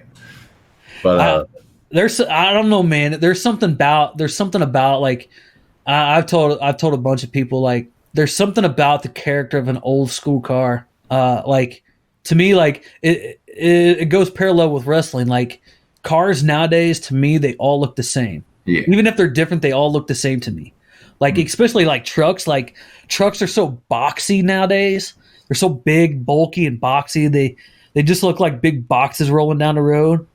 But like, if you take like an old school truck, like you could even go to the box Chevy trucks back in the day. Even those, like, they were still boxy, but they had a little bit of character. Yeah, those square bodies, man, they're just you can't beat them. And like, that's the thing. Like, you had the square body, like, Chevys and like Suburbans were that way as well. But like, the Broncos were, kind of boxy as well. But you could still differentiate them, they had their character. And anytime you see an old car like that, I always just think to myself, man, if that car could talk, it'd have some stories. Yeah, like I have a 77 Datsun 280Z. Oh, no kidding. And that thing is fucking raggedy as hell. It's a fucking rust bucket. You'll probably need a tetanus shot to fucking ride in it. But man, like, I remember when I first got it. My dad gave it to me for Christmas one year. It was right about the time that I moved back. Long story short, me and my dad had a falling out, and all the people on my show know it. But me and my dad had a falling out. I moved back to Missouri. We got back in touch with each other, and my first Christmas present was a 77 Datsun 280Z that he had. And I was just like, damn, like I was pretty like, I was like, like I'm not too sure about it. It's kind of like, But then when I, like the first time that I drove it, I was just like, it's one of those things like, do you ever get a car from your parents like as a kid and like you're like, I don't know if I like that, Dad, type stuff. And then like when you actually drive it, you're like, this is pretty fucking sweet. Yeah. It was one of those instances where I was like, because I drove to my aunt's house with my dad in that car, and like I didn't know he was going to do it. So Christmas comes, it's Christmas, and he walks me outside and he's like, "Hey, I didn't really think about a Christmas present for you. So here's the fucking Datsun." And I was just like, "What?" I was just like, "Okay," like like my first time riding it, I was like, "Oh yeah, Dad, this is a cool car." Da da da da da. But like I hadn't actually felt it, like I didn't drive it, I didn't shift the fucking gears in it, because it's a stick. So I was like, I had an essence of it, like I'd sat in and I'd ridden in it, but I didn't have the feel of it. Mm-hmm. Yeah, and you gotta feel it. So when I essentially drove that car back to my house because I was living in where I live at now. So I'm like an hour south of St. Louis. And a lot of my family lives in St. Louis on my dad's side. So driving that car from St. Louis to Missouri, down to southern Missouri, I was just like, man, there is something about this. Like I couldn't fucking put it on my finger. Like, it was literally on the tips of my fingers. I was like, there's something about this. Like literally within an hour drive, I was just like, yeah. This is the motherfucking car. This is the motherfucking car. Boom, boom, boom, like fucking downshift, fucking stomp on the motherfucking gas, let it fucking rip type shit. And I was just like, oh yeah, I fucking fell in love with it. Like within an hour of driving it, I was just like, this is the fucking car. Yeah, you just get her out there and open her up, and Yeah. It was one of those. I mean, have you had anything cool like any old school cars or anything like that? I mean, not me particularly, but my dad, he's been working on cars his entire life. So right now he's got a 46 Chevy pickup. Oof. And I mean, I know people see it and they're just like, oh damn. And like he's taking it to car shows and he's gotten awards for it and whatnot. Yeah. And he actually just within the past 2 weeks, he bought a 53 tow truck up in New Jersey. Oof. And he went up there and trailered it home, and it's cool as well. It's funny, he took it to a car show this past weekend, and somehow or another the judging got all screwed up, and he won best rat rod. Nice. He's like, it's a fucking tow truck. It's not a rat rod. I'm a big fan of the fucking rat rod culture. Man. I fucking love it. I love rat rods. So that'd be one thing I'd love to have one day. But I mean, he's got a 66 Corvair. He's got, got about every, he's owned, things throughout his life. So, it's. So essentially it's been in the vicinity of you. So like you've had a little bit of a taste of it. Yeah. I've gotten to see and, be in and ride or drive cool stuff. But as far as owning one, I've never, I've got a pickup, but it's nothing special. It's a little Colorado, but that's about it. Like my Datsun, like, everybody has names for their cars. I don't know if you have names for your car. Yeah. Like my Datsun is the Franken Z. and the concept that I have with the Franken Z is it's been one of those projects that like I could never actually I started it, but then like I've never been actually able to finish it or do anything with it because life always happens. Mm-hmm. So it's the Franken Z is essentially like, since I love the whole culture of rat rods, I thought it would be cool to make my Z, because especially when you're getting into the Z cars, like for the most part, everybody does the same thing. They do one of two things. They do either they either do a Chevy swap or they do like a 2JZ with like boost or something like that. And I was like, man, how can I make this fucking different? Like, I don't want to do me trying to be the fucking Mr. Unique, and be out of the box type stuff. I was like, what can I fucking do to make this fucking car look different than all of the other fucking Z cars out there. Essentially, like, you know, thumb my nose at the whole fucking, you know, the whole Z car community. So I was like, you know what? I'm going to make my fucking car, if and when I ever do get it done or started, I'm going to make that thing like a fucking airplane. So essentially, like, strip the fucking interior out. It's not going to have the fucking, the plastic dash. Everything's going to be metal. There's going to be all kinds of like toggle switches and, you know, like shit like that, you know? So like, essentially, like, it's going to be like a ground up build. You know, everything changed in it. It's all going to be fucking mechanical and fucking, you know, like, essentially I want it to look like you're sitting in a cockpit of a fucking airplane. You know? Right. And it's since I love the fucking, I love the whole fucking culture around fucking rat rods, I was like, I think that would be a fucking gnarly way to do a fucking Z car. Because there's not very many of them done, especially in the rat rod style. So, and then I decided to try to do a Mopar. I haven't decided what type of motor, like, you know, what motor, but some type of Mopar motor, something from like a Charger or some shit like that. I haven't figured out what type of motor I want to do in it yet, but. If I were you, I'd put like a Hellcat in it or something, you know? I mean, yeah, I've had a couple of people tell me a Hellcat. I mean, like, man, that would be a fucking nasty car, man. Yeah. It'd be so nasty, man. And that's the thing. The Colorado I have, it's a little 2-wheel drive. So I've really been considering putting an LS in it because it's just rear-wheel drive. So it's light and it would be fast with the little LS in it. But kind of with what you were saying about your Dodson is what I did with mine was I bought it, put a motor in it, and then I put this big chrome grille in the front, and it's all it's burgundy, but it's got chrome grille, chrome handles on the side. So I don't know if you're ever watched Power Rangers, but it kind of looks like Lord Zed. So I named it Zed. It's just cool. It's unique. There's nothing else. You know, I put new headlights in it, and you know, it's unique. So.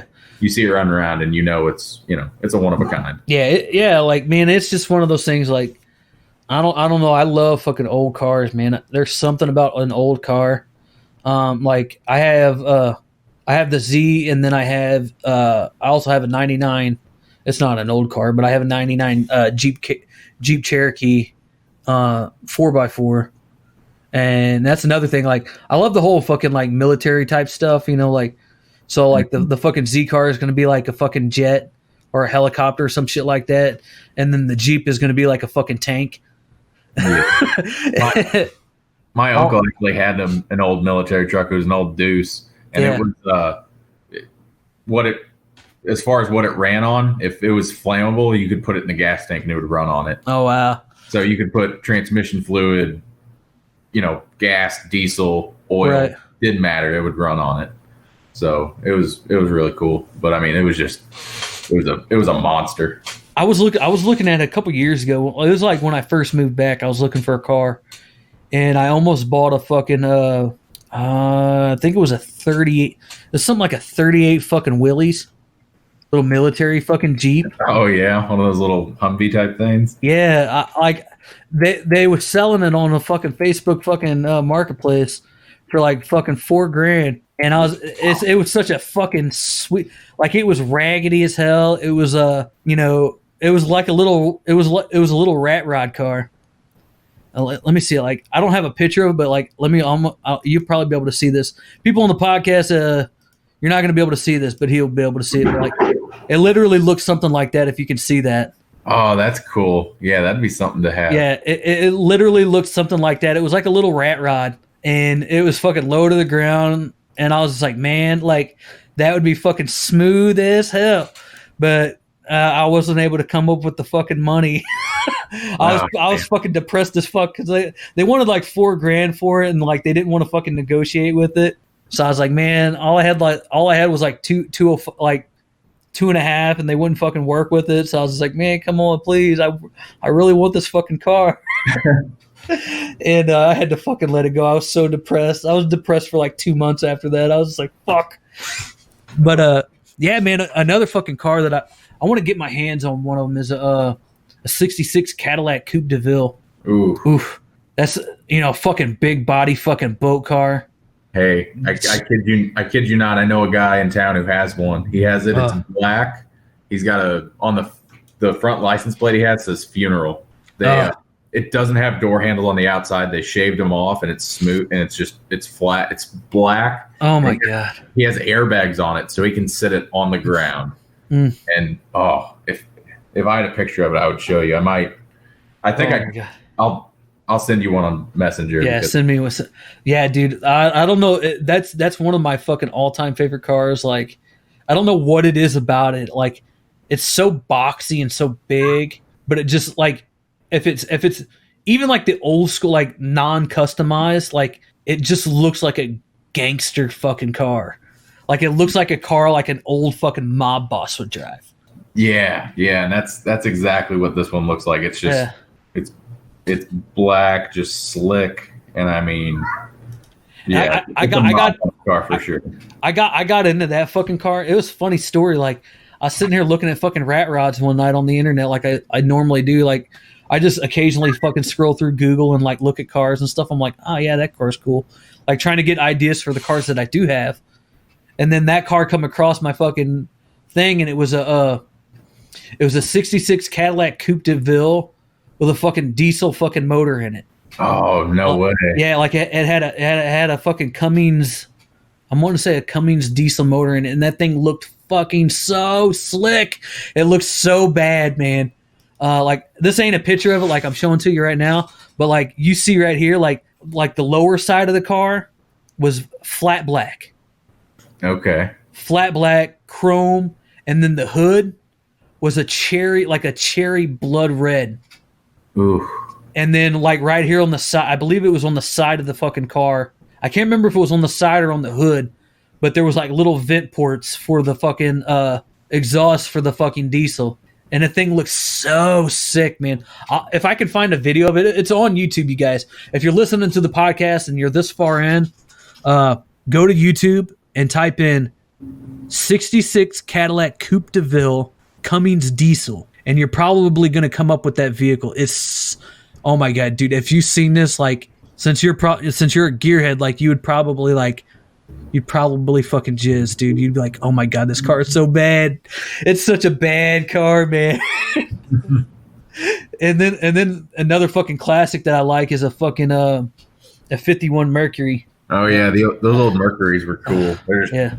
They're boats though. It's just all those old cars are just so big and just boats. I don't know what it is, man. I love the fucking old boats of a car.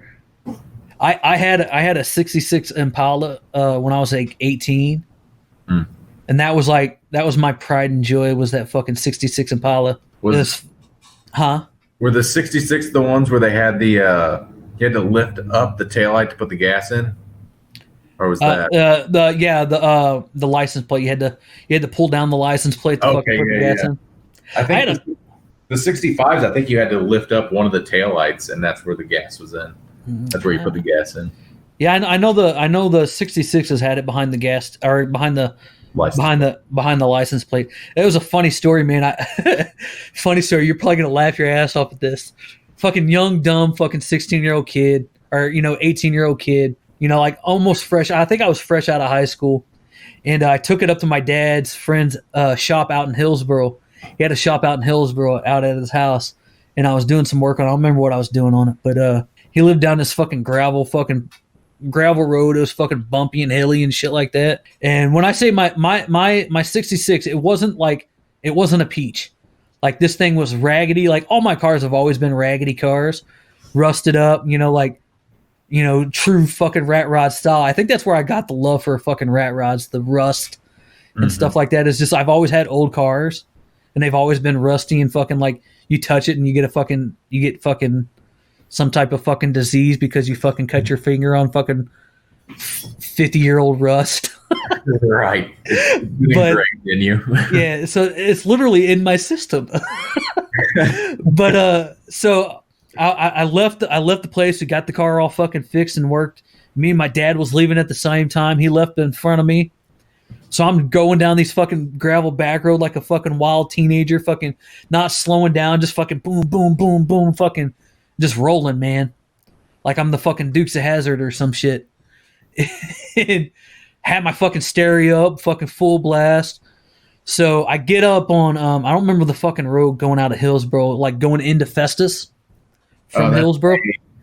That's A. Yeah, so a straight shot. Yeah, that one that goes out towards the interstate on 55. Yeah, that's A. So there's that big fucking hill before it hits that flat part. Yeah. So I get to that fucking hill, and about halfway down that hill, my car dies. And I'm like, what the fuck happened?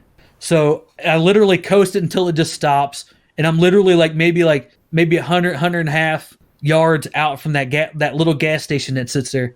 And I'm sitting there like, man, what the fuck? Like, trying to start, it wouldn't fucking start. So I called my dad. I was like, Dad, the fucking car is dead. It's not fucking starting, man. And he's like, what the fuck did you do to it, retard? Typical dads. Right. Was your fucking radio up? No, Dad, it wasn't. It was. Right. So he goes, all right, I'm turning around. So he turns around and he's like, he gets there and he's like, man, do you have gas in it? What's this? Because he looked at it and he's like, I can't figure it out. Do you have fucking gas in it? Did your retarded ass get gas for that? I was like, yeah, Dad, it was a full fucking tank of gas, Dad. He's like, well, I don't believe you. Let's go up to this gas station and get gas. He had a fucking gas can on him because he was driving a truck. So I was like, all right, cool. So we went up and got gas. So I fucking went to the back, got the gas, fucking went back to the fucking Impala, literally kneeled down and put my fucking leg, kind of like up underneath it, braced the fucking container into the fucking gas tank. And I start to pour it in the fucking, I don't think I've ever told this story on the podcast before. So it's a podcast first, guys. Make me look like a fucking retard doing this too. So I hope you guys enjoy it. Yeah. So I'm pouring this fucking gas. And like I said, my foot is a little bit halfway underneath the tail, the rear end of the car. Enough to where like it's in position like right up underneath the stem of the fucking gas pump. The gas line. So I start to pour it and my foot starts to get wet. And I'm like, what the fuck is that? And I was like I couldn't figure it out. I was like, why is my foot wet? And I'm like, I can't figure it out. So I sat down the fucking gas. I like grabbed my fucking foot, like I touched my foot, and then I put my hand like this, like you can see my fucking camera, all right? So I fucking sniffed and I go, and I was just like, oh fuck. Gas was like, there was no, so what essentially happened is in the course from that gravel road to that fucking hill right there. Yeah. My gas tank, the brackets broke. Oh. No gas tank in sight. Brackets hanging, no gas tank in sight, no stem. So what I essentially did is I poured all the fucking gas out onto my fucking foot. And that's why my fucking foot was wet. And then I told my dad, like, because my dad was literally like, he was sitting up in the front, like he was up in the front of the car looking around trying to figure stuff out. And I go, Dad? And he's like, yeah, what is it? I go, I think you need to come back here. He's like, what the fuck did you do now? I was like, just come back here, Dad, please. And he got back there and I stuck I was kneeling out behind the car, like with my head on the back of the car, like, how in the fuck am I going to explain this to him? Type stuff. So I literally put my hand underneath the car where all the fucking gas just poured out from the jug. And then I put my hand in his face and I go, smell this. And he goes, what the fuck is that? And I go, kneel down and take a look underneath the car real quick, please. And he kneels down and he goes, swear to God, his first words was, are you some kind of fucking idiot? What the fuck's wrong with you? How did you not know that you don't have a fucking gas tank? You fucking imbecile. How the fuck does that happen? How does just no gas tank whatsoever? Yeah, no gas tank. And I'm just like, Dad, I don't know. And he's like, you had that fucking radio up, didn't you? And I was like, no, Dad. And he's like, yes, you did. There's no possible way that you can't fucking notice a fucking ball of flames behind you. Shit.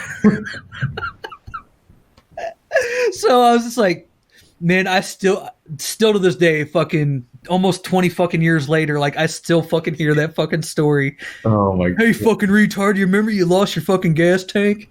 Oh type yeah. shit. Oh my god, dude, it's fucking. You have any fucking weird ass stories like that with fucking cars? Oh man.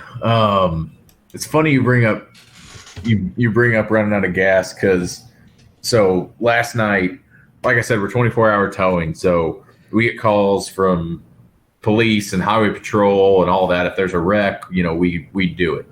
Yeah. So last night there was a Jeep that somebody was merging lanes on the highway and bumped into him and flipped him, and they rolled, and I go out there and load it up, and I'm bringing it back, and as I'm coming back, I see the check engine light come on my tow truck, and I'm like, shit, what the fuck's going on?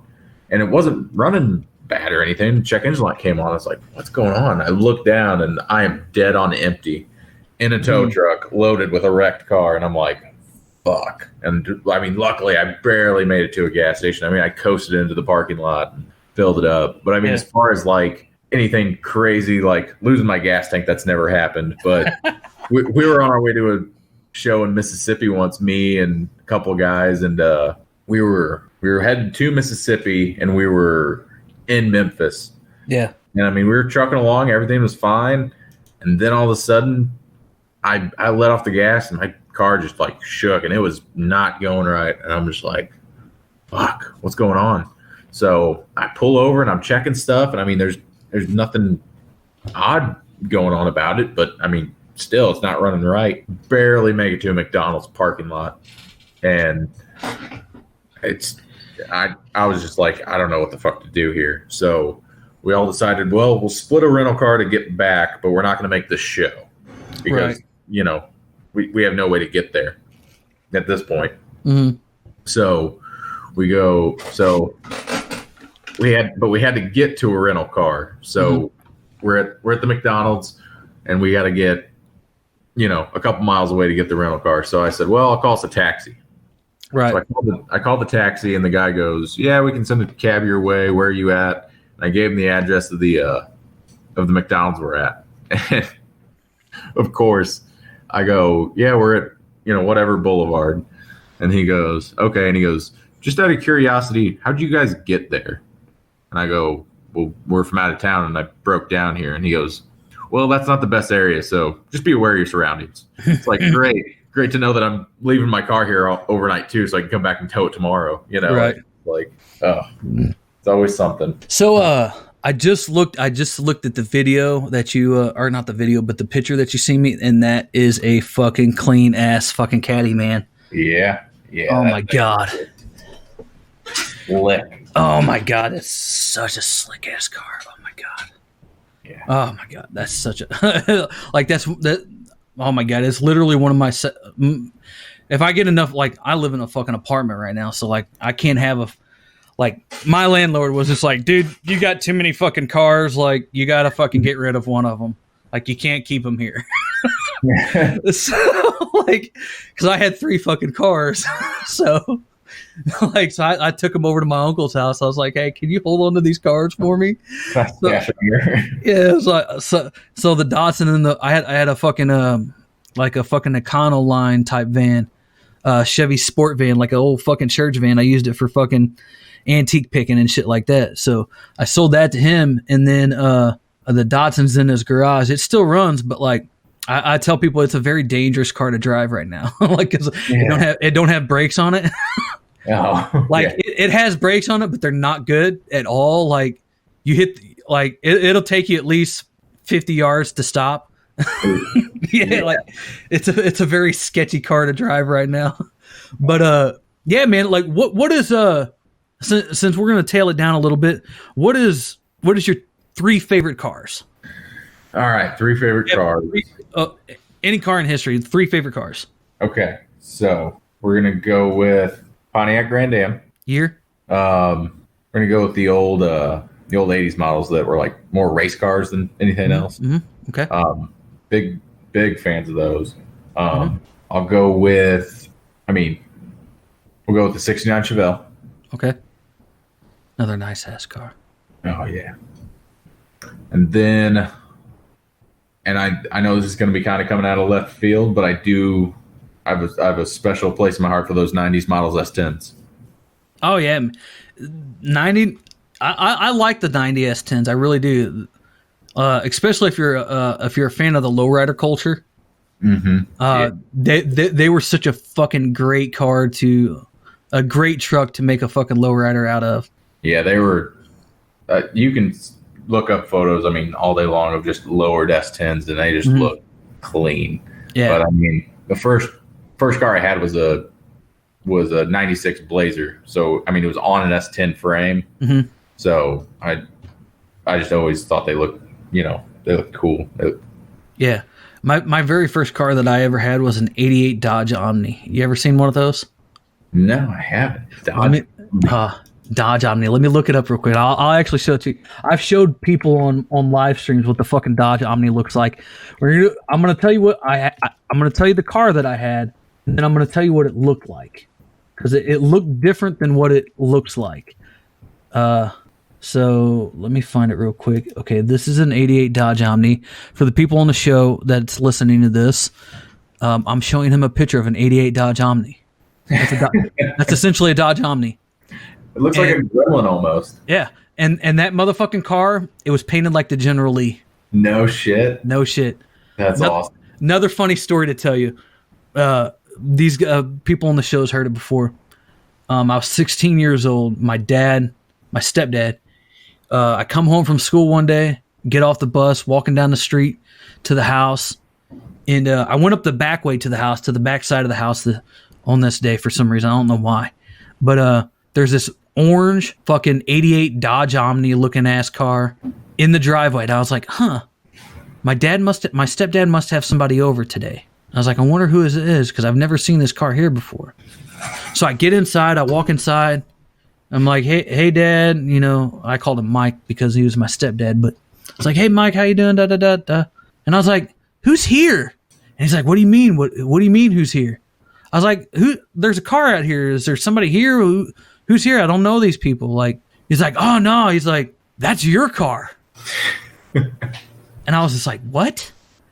He's like, yeah, that car is yours. You said that you wanted a car for your birthday, and this is the car that I got you. And I was like, are you kidding me, right? Like, I can't be seen driving this fucking car.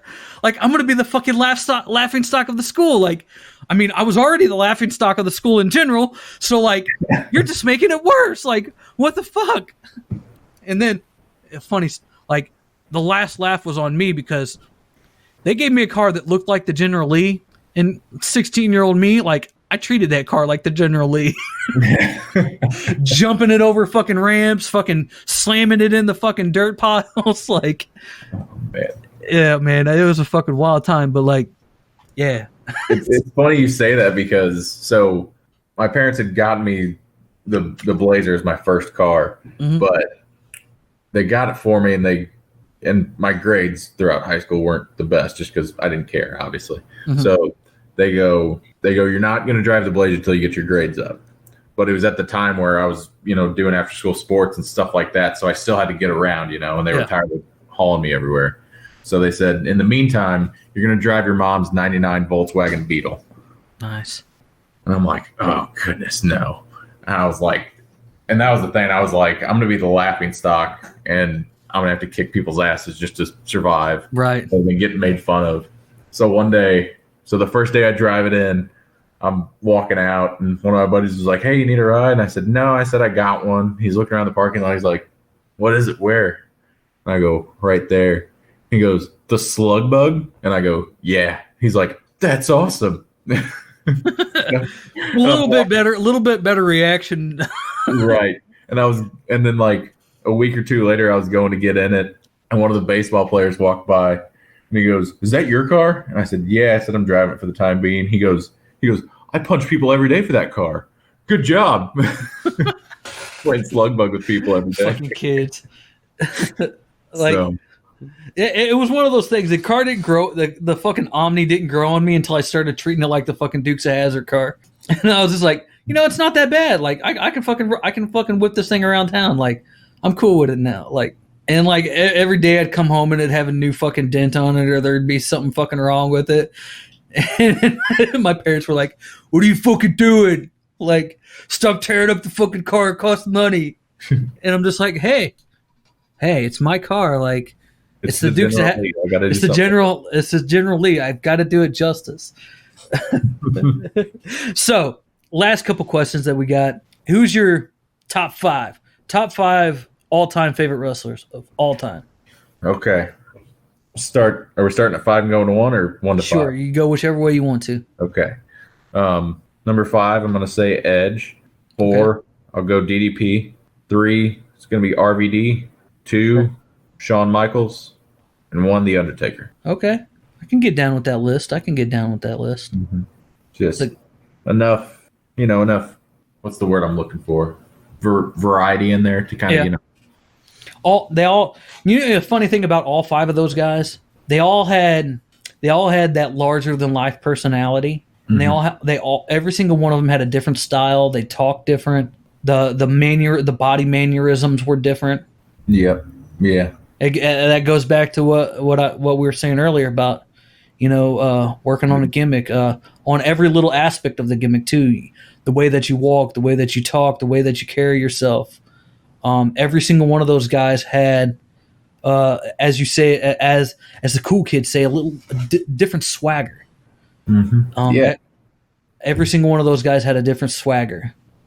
Yeah, you had DDP, self high five, mastered the diamond cutter. You got Edge, rated R superstar. RVD, Mr. Monday Night. I mean, and then Heartbreak Kid and the Dead Man. So it's just, they all got their gimmick, their thing going on. I have a top 5, but it's not in any particular order, and it's pretty weird. It's a pretty weird top 5. Go ahead and shoot. Great Muta. Okay. Raven. All right. Sting. Ultimate Warrior. And the very infamous, now hardly ever spoken of, Chris Benoit. Man, Chris Benoit, he was... love him. I mean, it's a shame. I'm assuming you saw the Dark Side of the Ring episode about him. Yeah, I've seen that. That was the thing.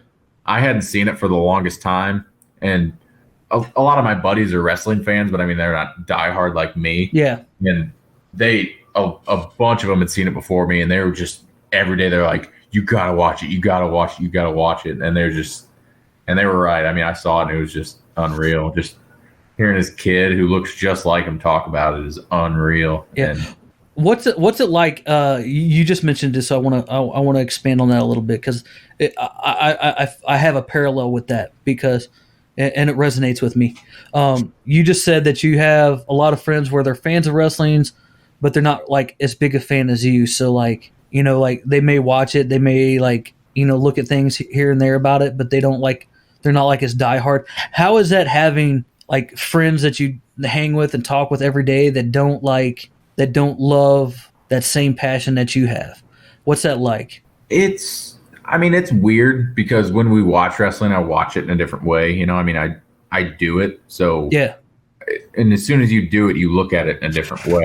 So there's the watching as a fan, and they're always asking me, they're like, how do you do that? And how's this work? And blah, blah, blah. And it's just, I try and explain it to them, but I don't do it justice. And I mean, it's fine because we connect on other things like music and TV shows and whatever.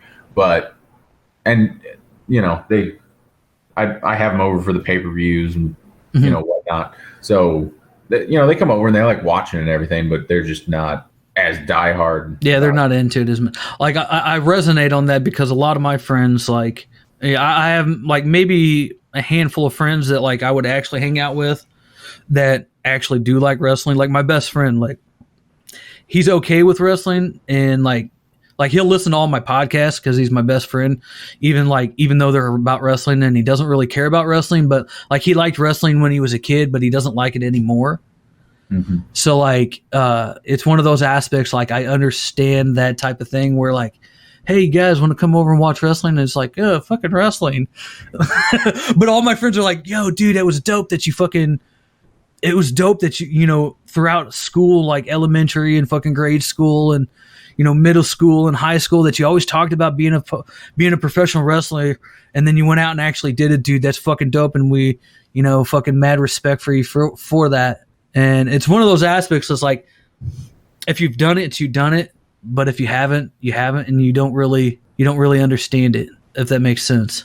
No, exactly, 100%. And that's my thing. Like, I didn't get like serious about like. I mean, don't get me wrong. When you're a kid watching it, you're like, "Hey, I'm gonna be a wrestler." They're like, "Yeah, it's great, kid," you know. But you get older and you're like really thinking about it. It's weird. And like, I'd tell my my close friends, but as far as just like random acquaintances from school, I didn't tell people that I was wanting to do it or I would do it. It wasn't until I actually did it that I talked about it. How'd you come into it? Who was your first match? I think you said it, but I can't remember it. My first match was Sean Orleans. I don't know if you know. Yeah, I know who he is. Yep. At the time, Dynamo was kind of they were doing shows up in Wood River, and it was just kind of for like newer guys who were like training and just getting in, to the business and whatnot. And thankfully, that the night I showed up, I had my gear and I was like, man, I was really hoping that it was going to be the night. It's kind of funny because on the way up to the show, a friend of mine called and he's like, you want to come to a concert? I got tickets to see the Urge at the pageant. And I was like, man, that'd be a good show. And I was like, and they didn't tell me for sure I was working that night. And I said, man, I want to. I said, but I don't know. I said, I kind of got to go to the show. I said, I think I might, be working tonight. And he's like, all right, man. He's like, it's cool. And he's like, I'll see you next time. And sure enough, that was the night. So I had a pretty cool entry into the world of wrestling. Like, I didn't tell anybody that I was training. I think I told my parents and that was it. But like my core group of people, like I never told anybody. And I was a fan at Broadway. Like I sat in the crowd with Peggy and all them. Like I sat, that was my crew of people. Like I sat with them ringside every fucking month for like 2 years before I even started, before I even had the idea of like, let's do this type stuff. And the guy that brought me into it was Shaft. Shaft brought me into it, like, because I worked with Shaft at a company, and he was like, "Oh, motherfucker, you sit there and talk about you talk about fucking being a wrestler and everything like that, but motherfucker, you ain't doing nothing. You're just sitting out there on the outside. What the fuck's your problem? You gonna start fucking doing this or not?" So one day I was like, "Fuck it, man, let's do it." And the way that I ended up coming in is it was the old school classic fan outside the fucking ring, outside the fucking on the the fan challenges the fucking wrestler type thing. Oh no shit, you had to do that? Yeah. Oh. And it was with Philly Blunt. And you know who Philly Blunt is? I don't know if he's still wrestling or not. I haven't heard of him. Yeah, he was an older school guy whenever I was coming in. So he was around the time, like he worked throughout the early 2000s and late 2000s. I don't know when he stopped, but he might have stopped before you came in. But anyways, he was my first match, and it was fucking wild because like nobody knew. Like the only people that actually knew was my family that I was actually going to come into the ring. So like I had a fucking, my first show, I had like 30 people there. Like I had sold 30 tickets just on my own. So I was just like, I was fucking through the roof. I was like, yeah, motherfuckers, I thought I sold 30 fucking tickets type shit, like, yeah. And I was like, that's 15 more than my first show. So. Yeah, so I was like, I was pretty jacked, like I had my mom, my dad, my fucking grandparents, aunts and uncles and shit like that. And I told them, I was like, all right, like, don't say that you know who I am. That's literally all I told them. I was like, just say you're new people, like you're new people type stuff. Like, this is your first time being here type stuff. Like, you don't know who I am. And I came out, my very first match was with my real name. Oh, yeah. Okay. Which I can tell you that off camera. I'm not going to say that. I got to keep that kayfabe alive, man. Only very few people know that. But Jaysin Static isn't your real name? No, man, it's not. But some people might think it is. But like, yeah, my first match was with my real name. My first name. It was just one name. My first name. And that's literally how they announced me. It was on the fucking poster and everything. And people were like, who the fuck is this? Who the fuck is this clown? Like type thing. And then I come out and people were like, what? No fucking way! Type shit. Like, so I had a good in to be that baby face. So like, because like I'd already been friends with all the fucking fans already. Yeah. So they knew who I was. So I guess I had a luxury that most people didn't have. But I mean, it was still a fucking hard ass road to fucking climb, especially at Broadway, because they're so particular about how they do stuff and what they do, who they give belts to. Like, yeah. At least at that time, whenever I was there, like they were pretty particular about like you literally had to prove yourself. Like if you didn't prove yourself, like they weren't giving you shit. Oh yeah, no, they're still the same way. They're particular about who to have and who to push and where to put you and all that stuff. Like I'll admit, like I never held a belt, never. Got close a couple times. There was a couple of times that I got screwed out of it, like legit screwed, like I was supposed to have. But they decided to change it on the fly, like in the middle of the fucking show, like in the middle of the fucking match type stuff. Damn. And that's the way the fucking business is, though. Like what do you do? Yeah. But man, I enjoyed you. I enjoyed having a talk with you, man. One thing that I do with everybody, I like to close the show out on an extremely high point. Give the people who's listening to this, whether they're wrestling fans, common folk people, or just anybody that might come across this thing, give them a little bit of inspiration and motivation, like only the Switchblade Garrett Shanks can do. Oh man, putting a lot of pressure on me on the fly, man. Calling it in the ring, baby.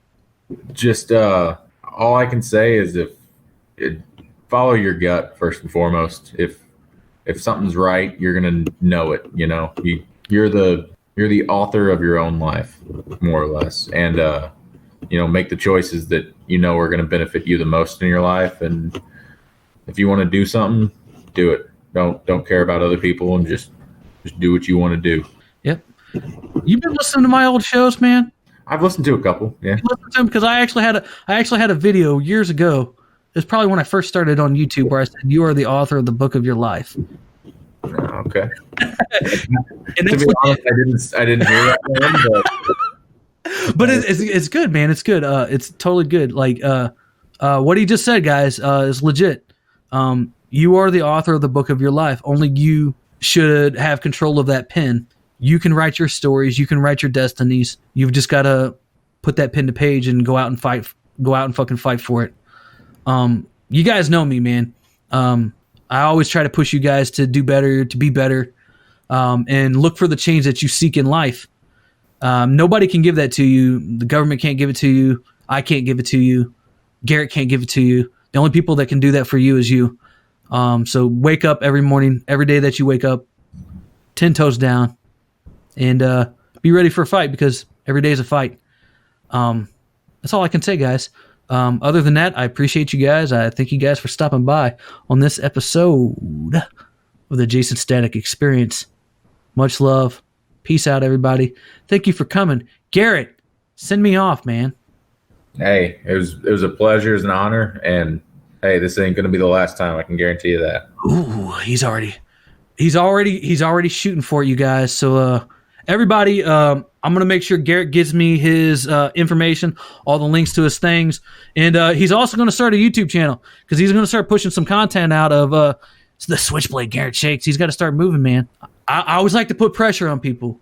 That's my pressure to put on you is if you want to really make a go at this thing, professional wrestling, man, you gotta work that gimmick, be the gimmick, live that gimmick, and put that pen to page. Put it out there. Put it out there, man. There's no other way to do it. You got to put it out there in the ether, man. If you don't put it out there, you ain't gonna get anywhere. But like I said, man, I appreciate you guys. I appreciate you, Garrett, for coming on, man. I appreciate you, man. Really do. Hey, it was a pleasure. All right, man. Take it easy, everybody. See you later, motherfuckers.